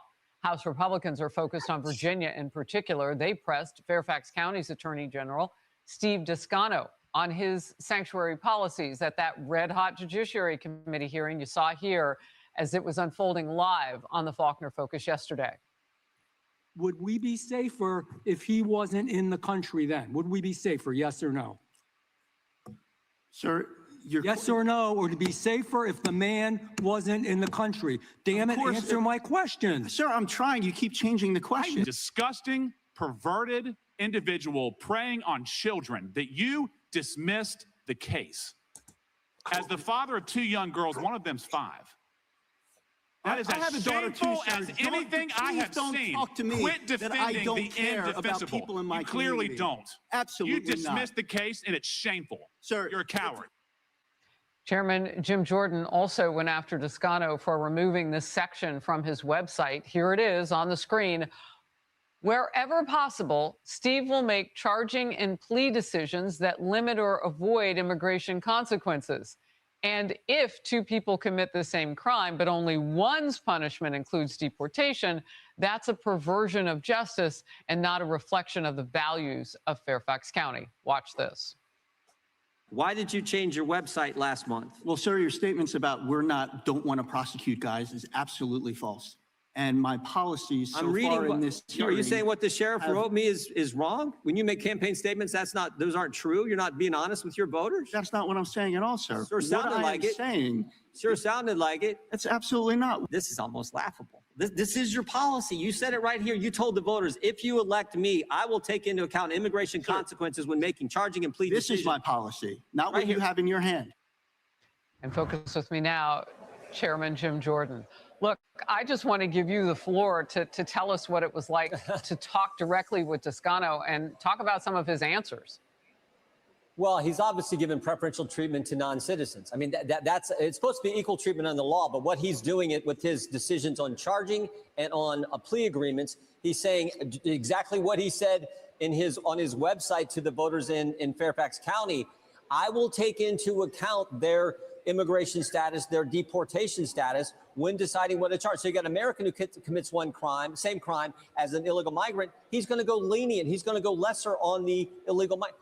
It's supposed to be equal treatment under the law here in the United States. So that is the big problem. And then when you couple that with this sanctuary jurisdiction policy, it's much bigger than Fairfax County. Almost a third of the country now lives in a jurisdiction where the political class tells local law enforcement not to work with federal law enforcement when it comes to enforcing federal law. So all that's going on in a third of the country. That's what we're trying to stop. That's why we've introduced legislation. It's passed our committee. We think it'll pass the House real soon.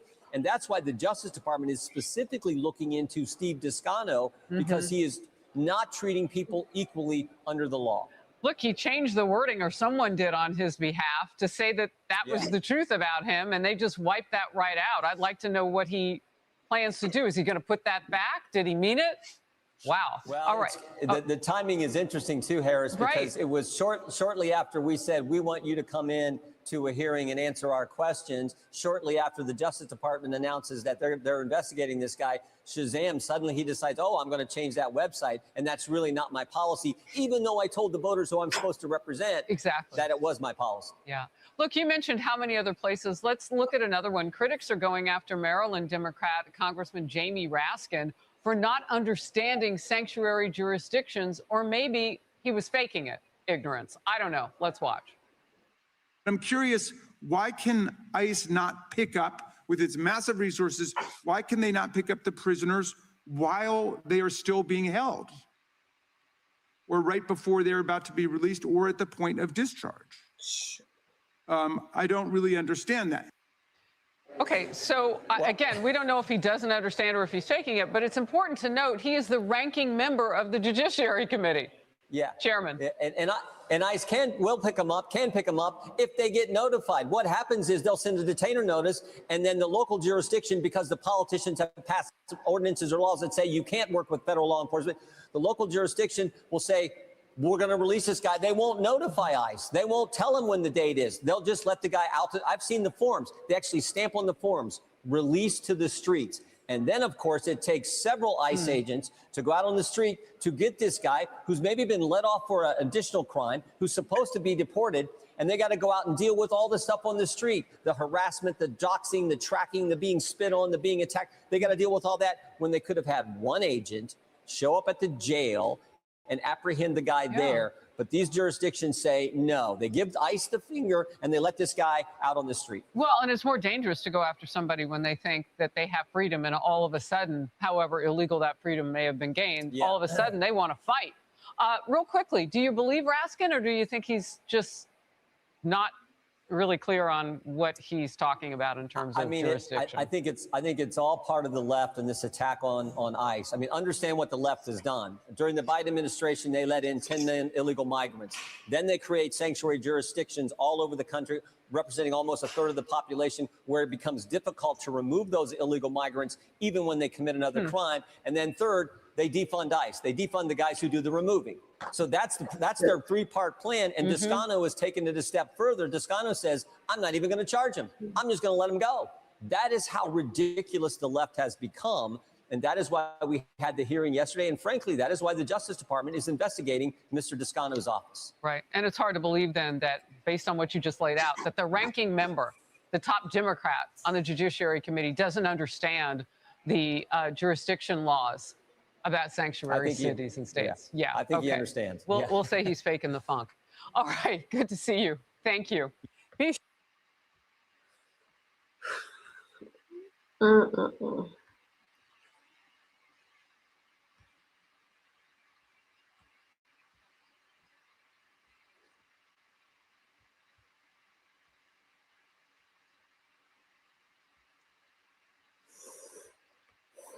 we go.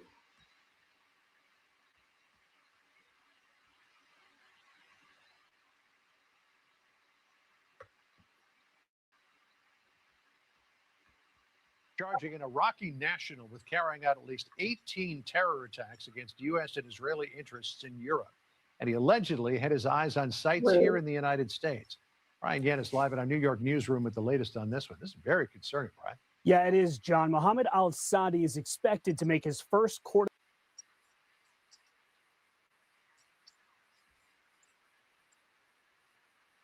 What happened to my video?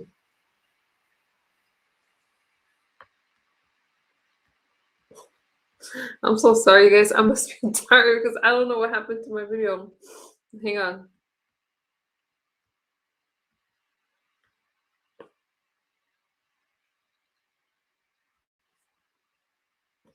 "23B Rad," I'm sorry.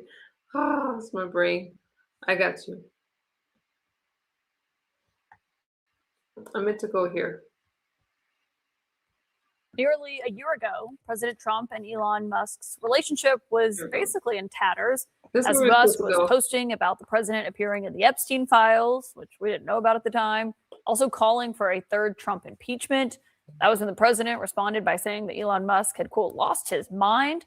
Well, now the two of them are back together in Beijing tonight, as Elon Musk was seen taking in the sights, twirling around with his phone as he waited for the president alongside of America's other top CEOs.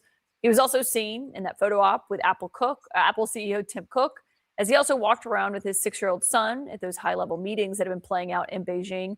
Joining me now to talk about all of this is the tech journalist and CNN contributor, Kara Swisher. And Kara, just first off, what's your view been of this visit and, you know, the trillions of dollars of net worth that are accompanying President Trump?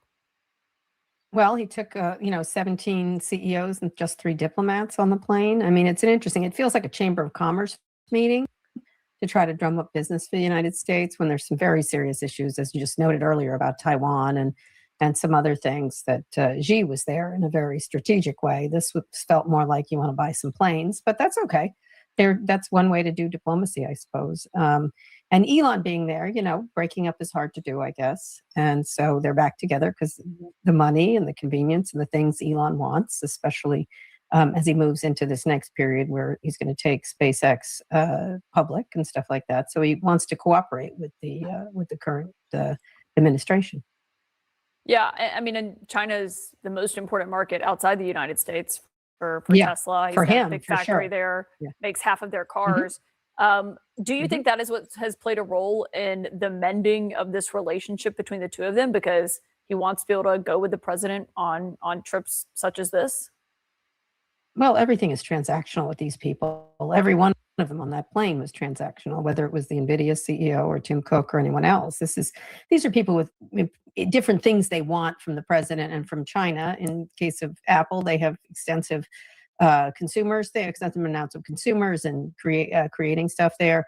Obviously, NVIDIA wants to sell these chips into China, and they used to have a pretty big market share. Now it's very low, and they want to get back in there. Elon has all manner of different things he wants. And Boeing, of course, selling jets to China and things like that. And so they want to be there, and that makes sense for them to be there from a financial point of view. I'm not sure if someone called it summitry. I'm not sure anything got done, but maybe they'll have another summit, and that's always a good thing to keep talking with China because we need to. And one of the things that disappointed me is they didn't have a talk on the kind of things we want to do around AI the way we did maybe around nuclear weapons. But that was a group of AI cheerleaders, so you're not going to have anything resembling discussions about safety or anything else.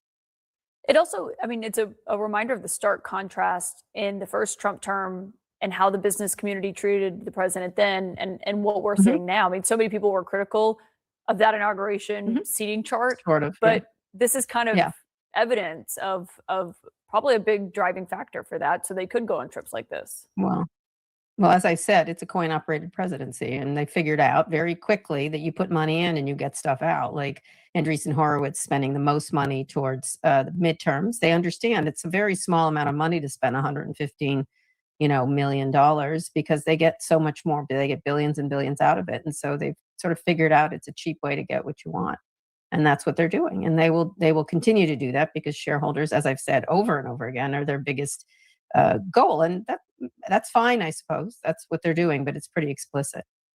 Well, you mentioned NVIDIA, and tonight Reuters is reporting that the United States has cleared 10 Chinese firms to buy their second most powerful AI chip, which obviously could be a huge opportunity to make money. But I mean, even Republicans in Washington have raised concerns about which Chinese companies are getting access to what, given the competition that's playing out here. Yeah, I recall it was Donald Trump who said that and was absolutely correct. It's the one thing I agreed with him on in the first term was, the dangers of China getting our most important technology. And as you've watched it,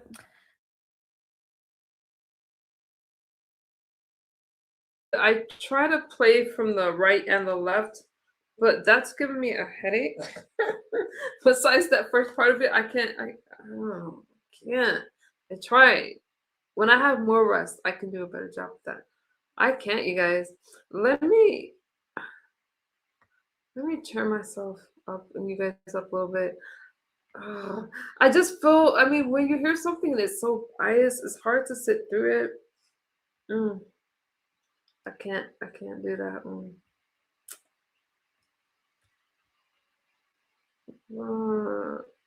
Here we go.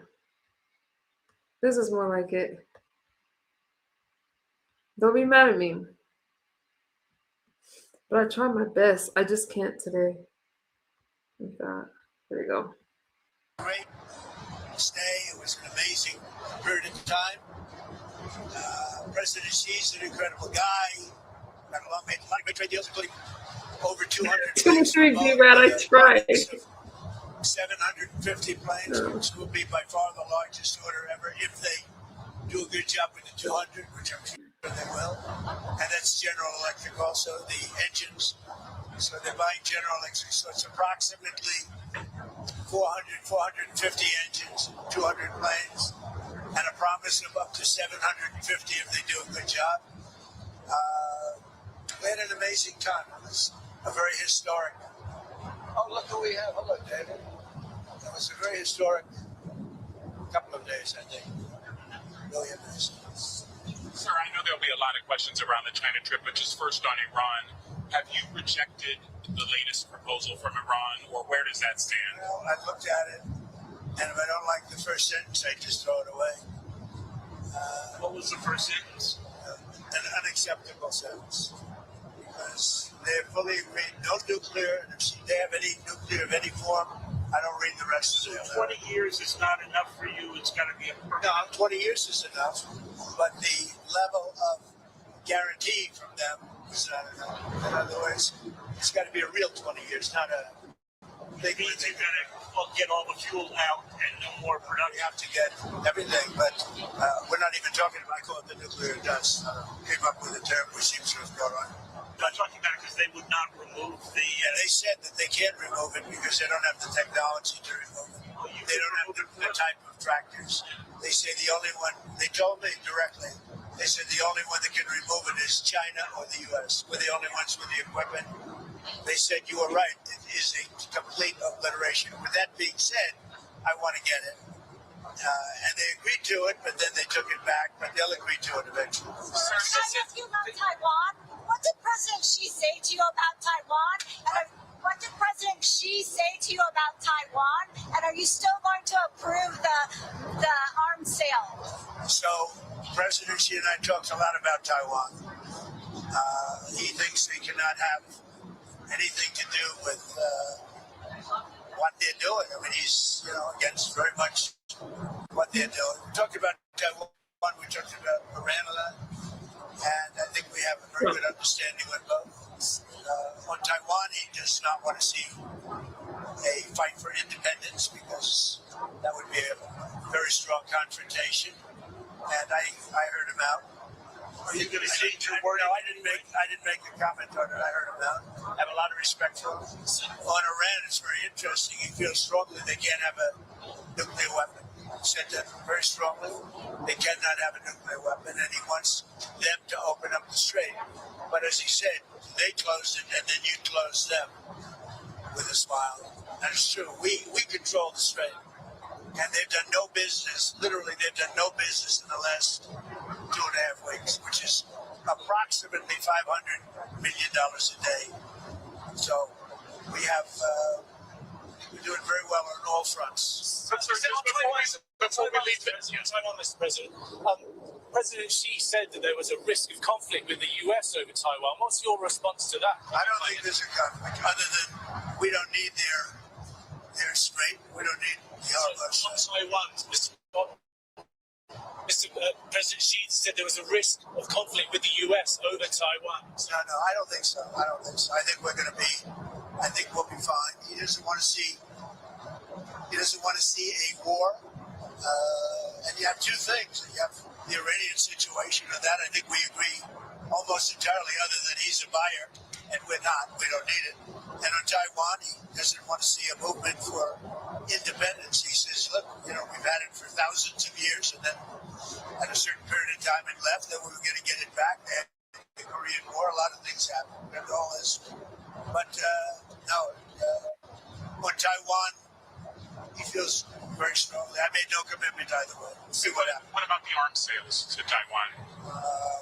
I'll make a determination over the next fairly short period. You're not necessarily going to go ahead of this. You're proposing. Make a determination. I'm going to see. I have to speak to the person that right now is, you know who he is, that's running Taiwan.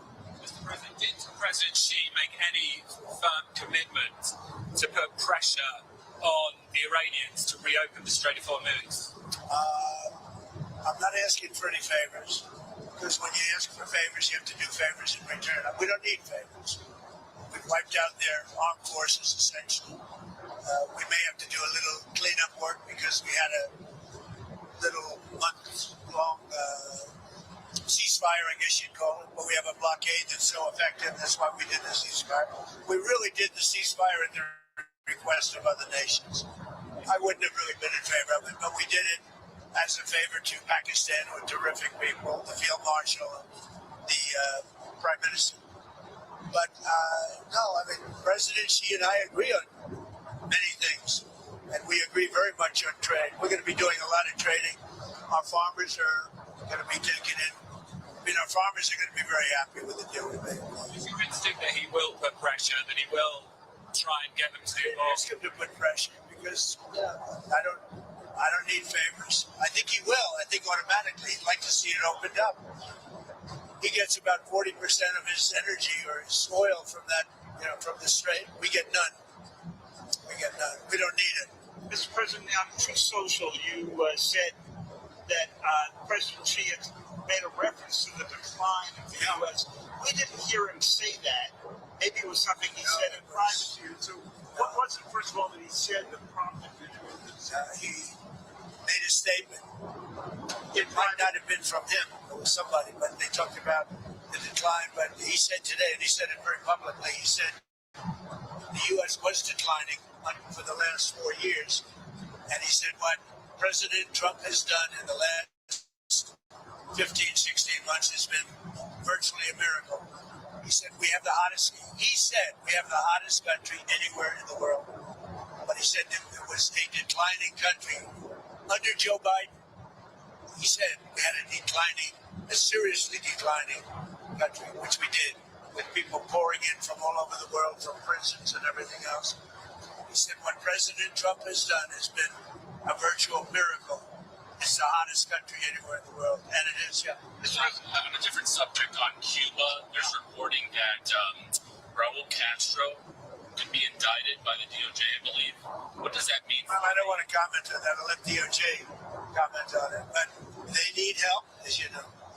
And you talk about a declining country. They are really a nation or a country in decline. So we're going to see. We have a lot to talk about on Cuba, but not maybe for today. Tariffs, Mr. President. Did you agree with President Xi to extend that year-long truce on tariffs? We didn't discuss tariffs. I mean, they're paying tariffs. They're paying substantial tariffs, but we didn't discuss. Before I came along, it was the opposite. We didn't discuss tariffs. How come? It wasn't brought up.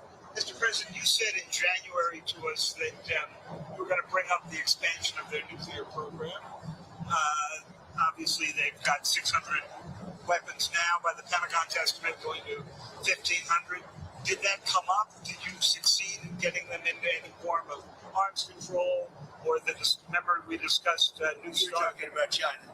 China. We brought it up. The denuclearization. I talk about it all the time. With Russia and with China. And it did come up. We did discuss. And what did you conclude? I got a very positive response since the beginning. So, we're going to be together 4 times, potentially, this year. We have the G20, which he wants to come to, which I'd like him to come to. It's going to be in Miami. It's going to be in Doral. And it's going to be, I think, very good. Much more important if he's there. And so you have the G20. We have one that he has, as you know, in November, right, in China. He's asked me to be there. I'm going to try and be there. And then we have another one on September, I guess, 26th or 24th, where he's coming into the White House. I'm trying to understand what it is he committed to, if he committed anything. Well, I don't want to say anybody committed, but we have a very good understanding. So are you the concept of denuclearization. Denuclearization or just an extension? Well, no, a denuclearization. In other words, building down. And you bring Russia into it also. But the concept of that is something that would be very good. Can I ask about the political prisoners in China? Did you bring up with President Xi any of the political prisoners in China? Are any going to be released? Any progress? I think he's giving very serious consideration to the pastor. The pastor is said he's giving very serious consideration to that. I discussed it. What about Jimmy Lai? It's a tougher one. I did bring it up. It's a tougher one. For him, it's a tougher one. What did he say about it? I understand. For him, it's a very... He told me, I don't want to mislead anybody. He said Jimmy Lai is a tough one for him to do. They went through a lot. And right or wrong, they went through a lot. So he told me that would be a tough one. He said he's going to strongly consider the best. Sir, can I ask you 2 on technology? First, computer chips, advanced computer chips like the H200s that Jensen has. Did that come up at all with machine? It didn't come up, but as you know, Jensen was there. He's an amazing guy, NVIDIA. And he would be inclined. They have much higher level than the H200. But the H200 is good. China needs it. And so, yeah, it came up. They haven't bought it. We haven't bought it, no, because chose not to. They want to try and develop their own. But it did come up, and I think something could happen on that. Okay. And then on artificial intelligence, have quite a bit higher level, but the H200 is it's a great chip. And then on artificial intelligence, what is it that you want to get done? Did you bring up? We did. We talked. We're leading by a lot, but they're second, and they're very strong. And we talked about possibly working together for guardrails. And he's great. What kind of guardrails? The standard guardrails that we talk about all the time. AI is fantastic. So many things can happen in terms of operations, everything, military, and so many things can happen. But it's also got some drawbacks, and we're talking about we probably will. We're going to work together. We had a very good conversation about a lot of stuff. So biological, nuclear, cyber. Did you specifically discuss those risks? We discussed, I would say, almost everything you can discuss, except for a reduction of tariffs. Right, okay. On Iran, Mr. President, just to be clear, I mean, what's next? Is the threat of the bombing starting again? How realistic is that? I don't want to say that. I mean, I'd like to tell you. I'd like to say on a certain hour, a certain day, the bombing is going to start. I don't want to say that. I can only say that Iran, I can say this with very, very strong conviction, Iran will never have a nuclear weapon. Not going to happen. No chance. What would the use be of repeating the bombing? You did it for 38 days. Well, no, we did. And you did not get the political changes in Iran. No, I had a total military victory. But the fake news, guys like you write incorrectly. You're a fake guy. And guys like you write about it incorrectly. We had a total military victory. We knocked out their entire Navy. We knocked out their entire Air Force. We knocked out all of their anti-aircraft weaponry. We knocked out all of their radar. We knocked out all of their leaders, number one, and then we knocked out all of their leaders in the 2nd Division, and we knocked out numerous of their leaders in the 3rd Division, and they're very confused. We've had a total victory, except by people like you that don't write the truth. You should write. I actually think it's sort of treasonous what you write, but you and the New York Times and CNN, I would say, are the worst. Right. So on another war. You should know better. Your editors tell you what to write, and you write it. You should be ashamed of it. There's another war. I actually think it's treason. When you write like they're doing well militarily and they have no Navy, no Air Force, no anti-anything. By the way, we knocked out 85% of their manufacturing for the missiles. We knocked out everything. We haven't knocked out other than one bridge, and we did because they misbehaved. But we have bridges we could knock out. We could knock out their bridges and their electrical capacity within 2 days. We could knock out the whole thing. And then I read the New York Times, and they act like they're doing well. And everybody knows that. That's why your subscribers are way down. The Times subscribers are way down because it's fake news. Did you discuss Ukraine?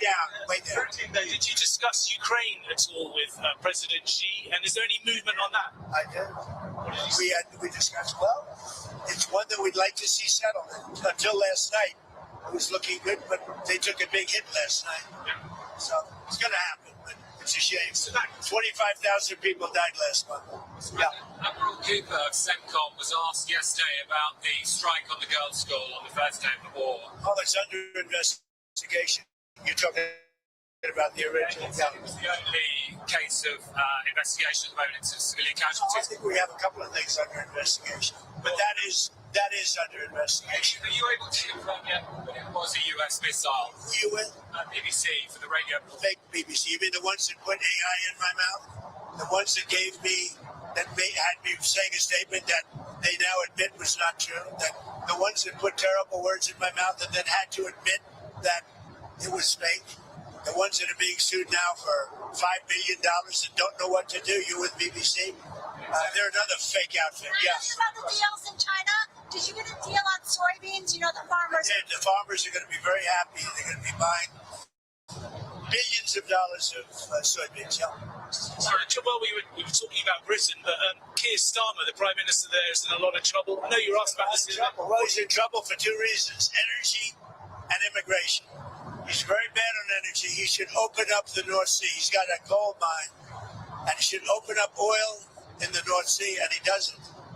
They have a tremendous value. They buy their oil, a lot of it, from Norway.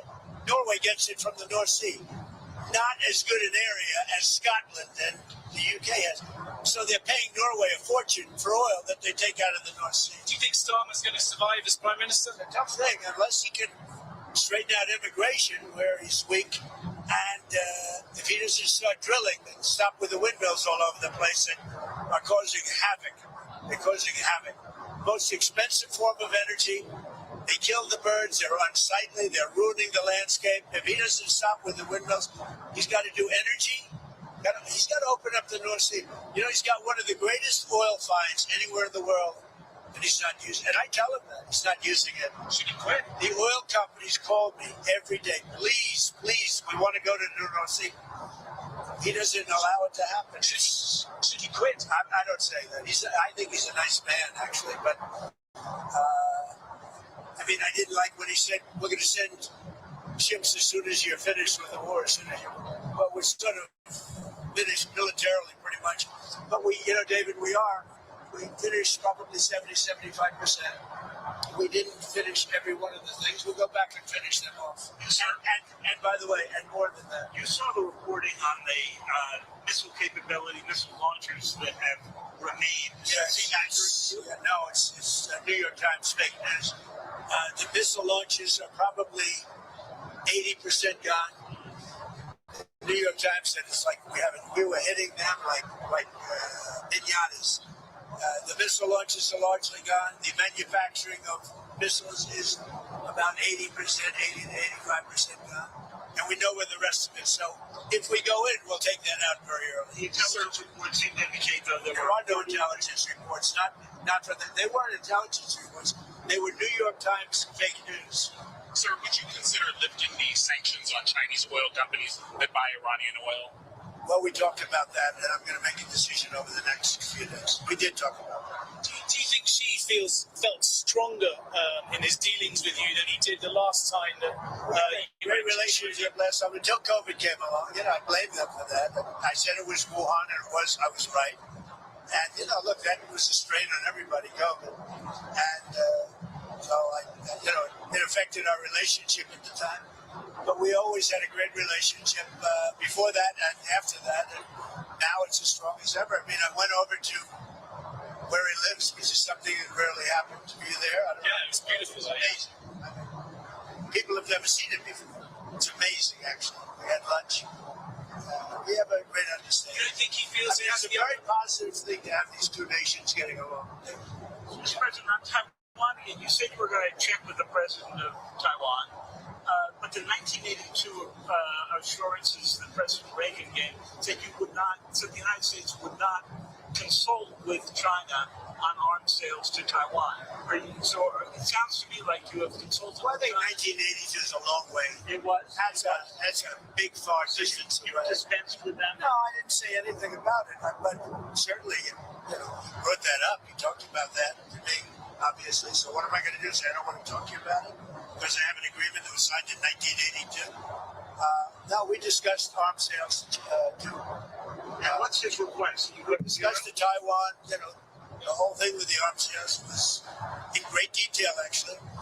And I'll be making decisions. What was his request? I think the last thing we need right now is a war. That's 9,500 miles away. I think that's the last thing we need. We're doing very well. Would the U.S. defend Taiwan if it came to it? I don't want to say it. I'm not going to say that. There's only one person that knows that. You know who it is? Me. I'm the only person. That question was asked to me today by President Xi. I said, I don't talk about that. He asked you today.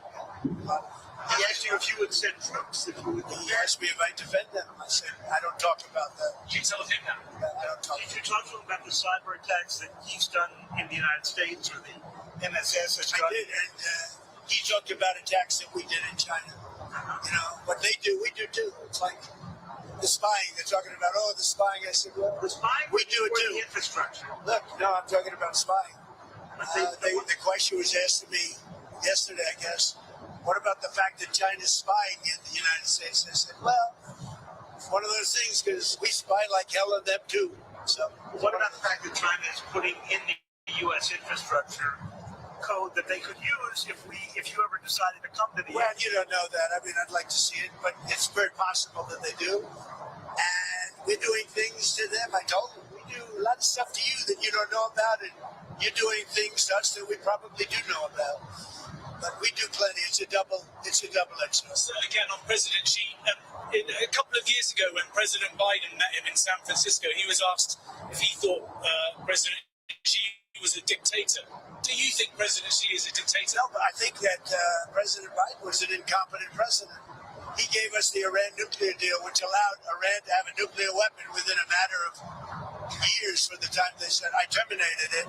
If I didn't terminate that, Iran would have a nuclear weapon and they would have used it within probably 2 years ago, 3 years ago. If I didn't go in with the B-2 bombers 9 months ago, Iran would have a nuclear weapon and nobody would be able to talk to them. By the way, they would have used it already. But do you think President Xi is a dictator or not? I don't think about it. He's the ruler. He's the president of China. I don't think about it. You deal with what you have. I respect him. He's very smart. He loves his country. I respect him. Whether he's a dictator, that's for you to figure out. Yeah. Mr. President, you said you didn't talk about tariffs, but did you talk about fentanyl at all? I did. I talked about fentanyl. As you know, I put a tariff on because of fentanyl, and they discussed that. But I put a penalty. It's a penalty. A lot of money we take in because of that. I prefer not taking it, and I prefer that we don't have. But we did talk about fentanyl. What kind of agreement did you come to? Well, you know, the fentanyl is down, way down from where it was, and it could be because of the tariff penalty. Sir, domestic issue, if I could. Where are you on the Texas Senate race? Well, I'll maybe make a decision. I know them both very well. I like them both a lot. And, you know, my record of endorsements is extraordinary. You look at what happened with Indiana. And out of all those races, the one that won was with 3 Trump people in the race. If they had won, he would have won in a landslide. But I took out all of these candidates, you know, long-time candidates with big leads against people that never ran before. And the people that never ran before won virtually all the races. And as you know, 2 nights ago, I won every single endorsement. A week ago before that, I won every single endorsement. There's never been a record of endorsements like this, which is a great honor as far as I'm concerned. No, MAGA is a movement the likes of which our country has never seen before. But you might not endorse, sir, in Texas. I don't want to say that. I mean, I'm looking at it very strong. I like them both. I mean, I'll tell you what I do think. I think the Democrats have a weird candidate. 6 genders, a real hit on Jesus. I mean, this guy is bad news with his mask from relatively recently. And he's a vegan. All of a sudden, he's not a vegan. He was a vegan. Now, all of a sudden, he's not. Texas doesn't like vegans. I do believe either one of them will easily win the race. I think that the candidate the Democrats have in Texas is a very flawed, very weak, I think he's a pathetic candidate, especially for Texas. Okay? Did you see Secretary Rubio in the briefing room the other day, and what did you think? You're talking about his outfit? Yeah, that's it. I thought he looked very good in the outfit, especially. I don't know if I'd do it, but I thought he looked very good. I think he's outstanding. I thought he was good. I mean, I saw every word of it. I thought he was good. Back to what you were saying before about the enriched uranium at Isfahan. So what would your logic be in having just a 20-year deal? I mean, the deal that you pulled back was 15 years. Whether they would have gotten it faster or not is up to you. But what would the difference be here? Well, Obama had virtually no deal. Obama had a road to a nuclear weapon, and I terminated that deal. And if I didn't terminate Barack Hussein Obama, if I didn't terminate that deal, Iran would have had a nuclear weapon 2 years ago. As you know, that deal long expired. It's taken the most years doing it, and after your bombing, then you know what? I'll tell you what. I know you backed Obama, which shows what a fraud you are, because that was the worst deal. They would have had a nuclear weapon within a period of a year and a half after I terminated it. If I didn't terminate that, and if I didn't send the B-2 bombers in 9 months ago to obliterate, you know, one thing that did happen, which was very nice, the top person in Iran representing them. He's the top person. He said, I'm the only one, meaning the United States is the only one, along with possibly China, that would be able to get the nuclear dust out of that disaster that we created with the B-2 bomb. Are you willing to do that? And why do you close Yeah, no, at the right time, we'll either go in or we'll get it. I think we'll probably get it. But if we don't get it, we'll go in. But you're willing to mount the operation? Well, no, I think they'll be totally defeated, and we won't have any risk. Yeah. We have the equipment to take it out. Nobody else does. China might have the equipment. They said you're the only one. They said you and China. But they weren't. We have the equipment to take it. Sir, did you discuss North Korea with Xi? I did. What came out of that? You know, I have a very good relationship with Kim Jong-un. It's been pretty quiet. Have you had any communications with him? Yes. Of what kind? Doesn't matter. I mean, I don't tell you about that. But I have a good relationship with him. He's been respectful of our country. I want him to be respectful. He's been respectful of our country. Hey, thank you very much. Enjoy the flight, everybody. Thank you. I heard you didn't have cameras back here. In fact, I loved it. I heard that. And now they got a camera. I heard that you were shut out for 2 hours until we leave the airspace. But he's got a camera. He's got never misses a trick. You better make me look good with that camera. All right. Thank you very much, everyone. Be sure to like and subscribe for all the Fox News latest on YouTube and catch full shows streaming now on Fox One.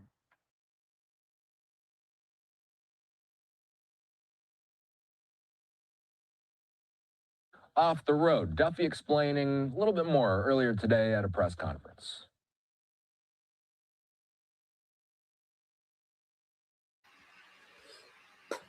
Hey you guys, are y'all doing okay? All right, you guys. So I'm gonna lay it down, but I want to show you delusional. How's that delusional?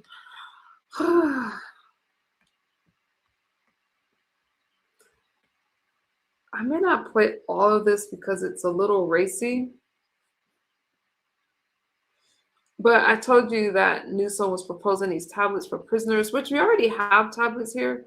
But this is the last thing I'm gonna show you before I go to bed. I may not be able to play it all though, because it's a little crazy.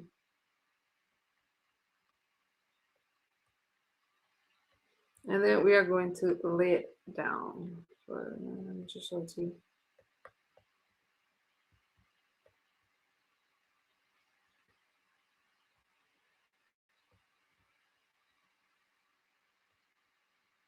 I don't know. You guys are wild now in the chat. I don't know what you're talking about.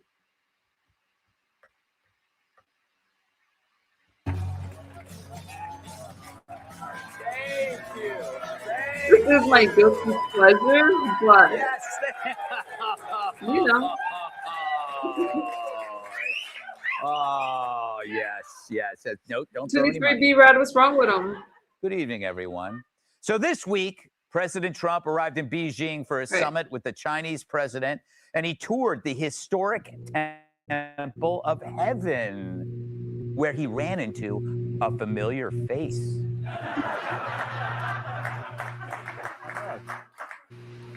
And reporting live from Beijing, where Fox News stars Sean Hannity, Brett Baer, Bill Hemmer, and Peter Ducey. Meanwhile, Brian Kilmeade reported live at a Panda Express in Newark. Yeah. From the toilet, obviously. In Beverly Hills this week, Michelle Obama had a girls' night out with daughters Malia and Sasha. It's a switch. Usually when Michelle enjoys a girls' night out, it's with Barack. Let me fast forward this down. Wow. Ilhan Omar, the co-chair of the Congressional Cannabis Caucus, says that a lot of members of Congress use marijuana, including one who got so stoned she didn't realize she was marrying her brother. No, I brought it to. I'm trying to get to the damn tablet, you guys, but I gotta get through some of it. Legend Madonna will be performing at the World Cup final halftime show, as well as on the players before and after. You're just gonna have to write it out with me. Waymo has recalled nearly 4,000 robo-taxis because of a glitch that caused the cars to drive into water. Soaked passengers say, now I know what it's like to date Ted Kennedy. But turns out murderers find lesbians more entertaining than Leviticus. Vicious killers. And now they're Here we go. using them We're talking to about watch the tablet. porn. That's it. What do you think they wanted them for after all? Googling how to turn your toilet into a slow-cooking crock pot? California Corrections claims the screens will be tightly controlled education tools. They will provide inmates with access to the Bible, education, and re-entry resources. But what kind of re-entry resources are necessary on death row? The only way they'll re-enter society is when they're dead. Maybe they can register to vote Democrat. Yeah, in your face, Democrats. But turns out murderers find lesbians more entertaining than Leviticus. Here's Chris Rufo with Trace Gallagher's hot cousin, John Roberts. Who did you interview? It gets to be a little bit much. Listen, I'm gonna lay it down. Thank you guys for hanging out with me. Thank you guys for hanging out with me. I know that was that was a lot for you guys, but hey, that's their humor over there. I love you guys. I'm praying for the country. I'm praying for all of you, and I will talk to you. That is just pro-conservative crap. I can do whatever. You're either gonna like it or you're not. I can't help that. You can't make everybody happy. Are we still friends, Claude? Listen, I'll talk to you guys later. Bye bye.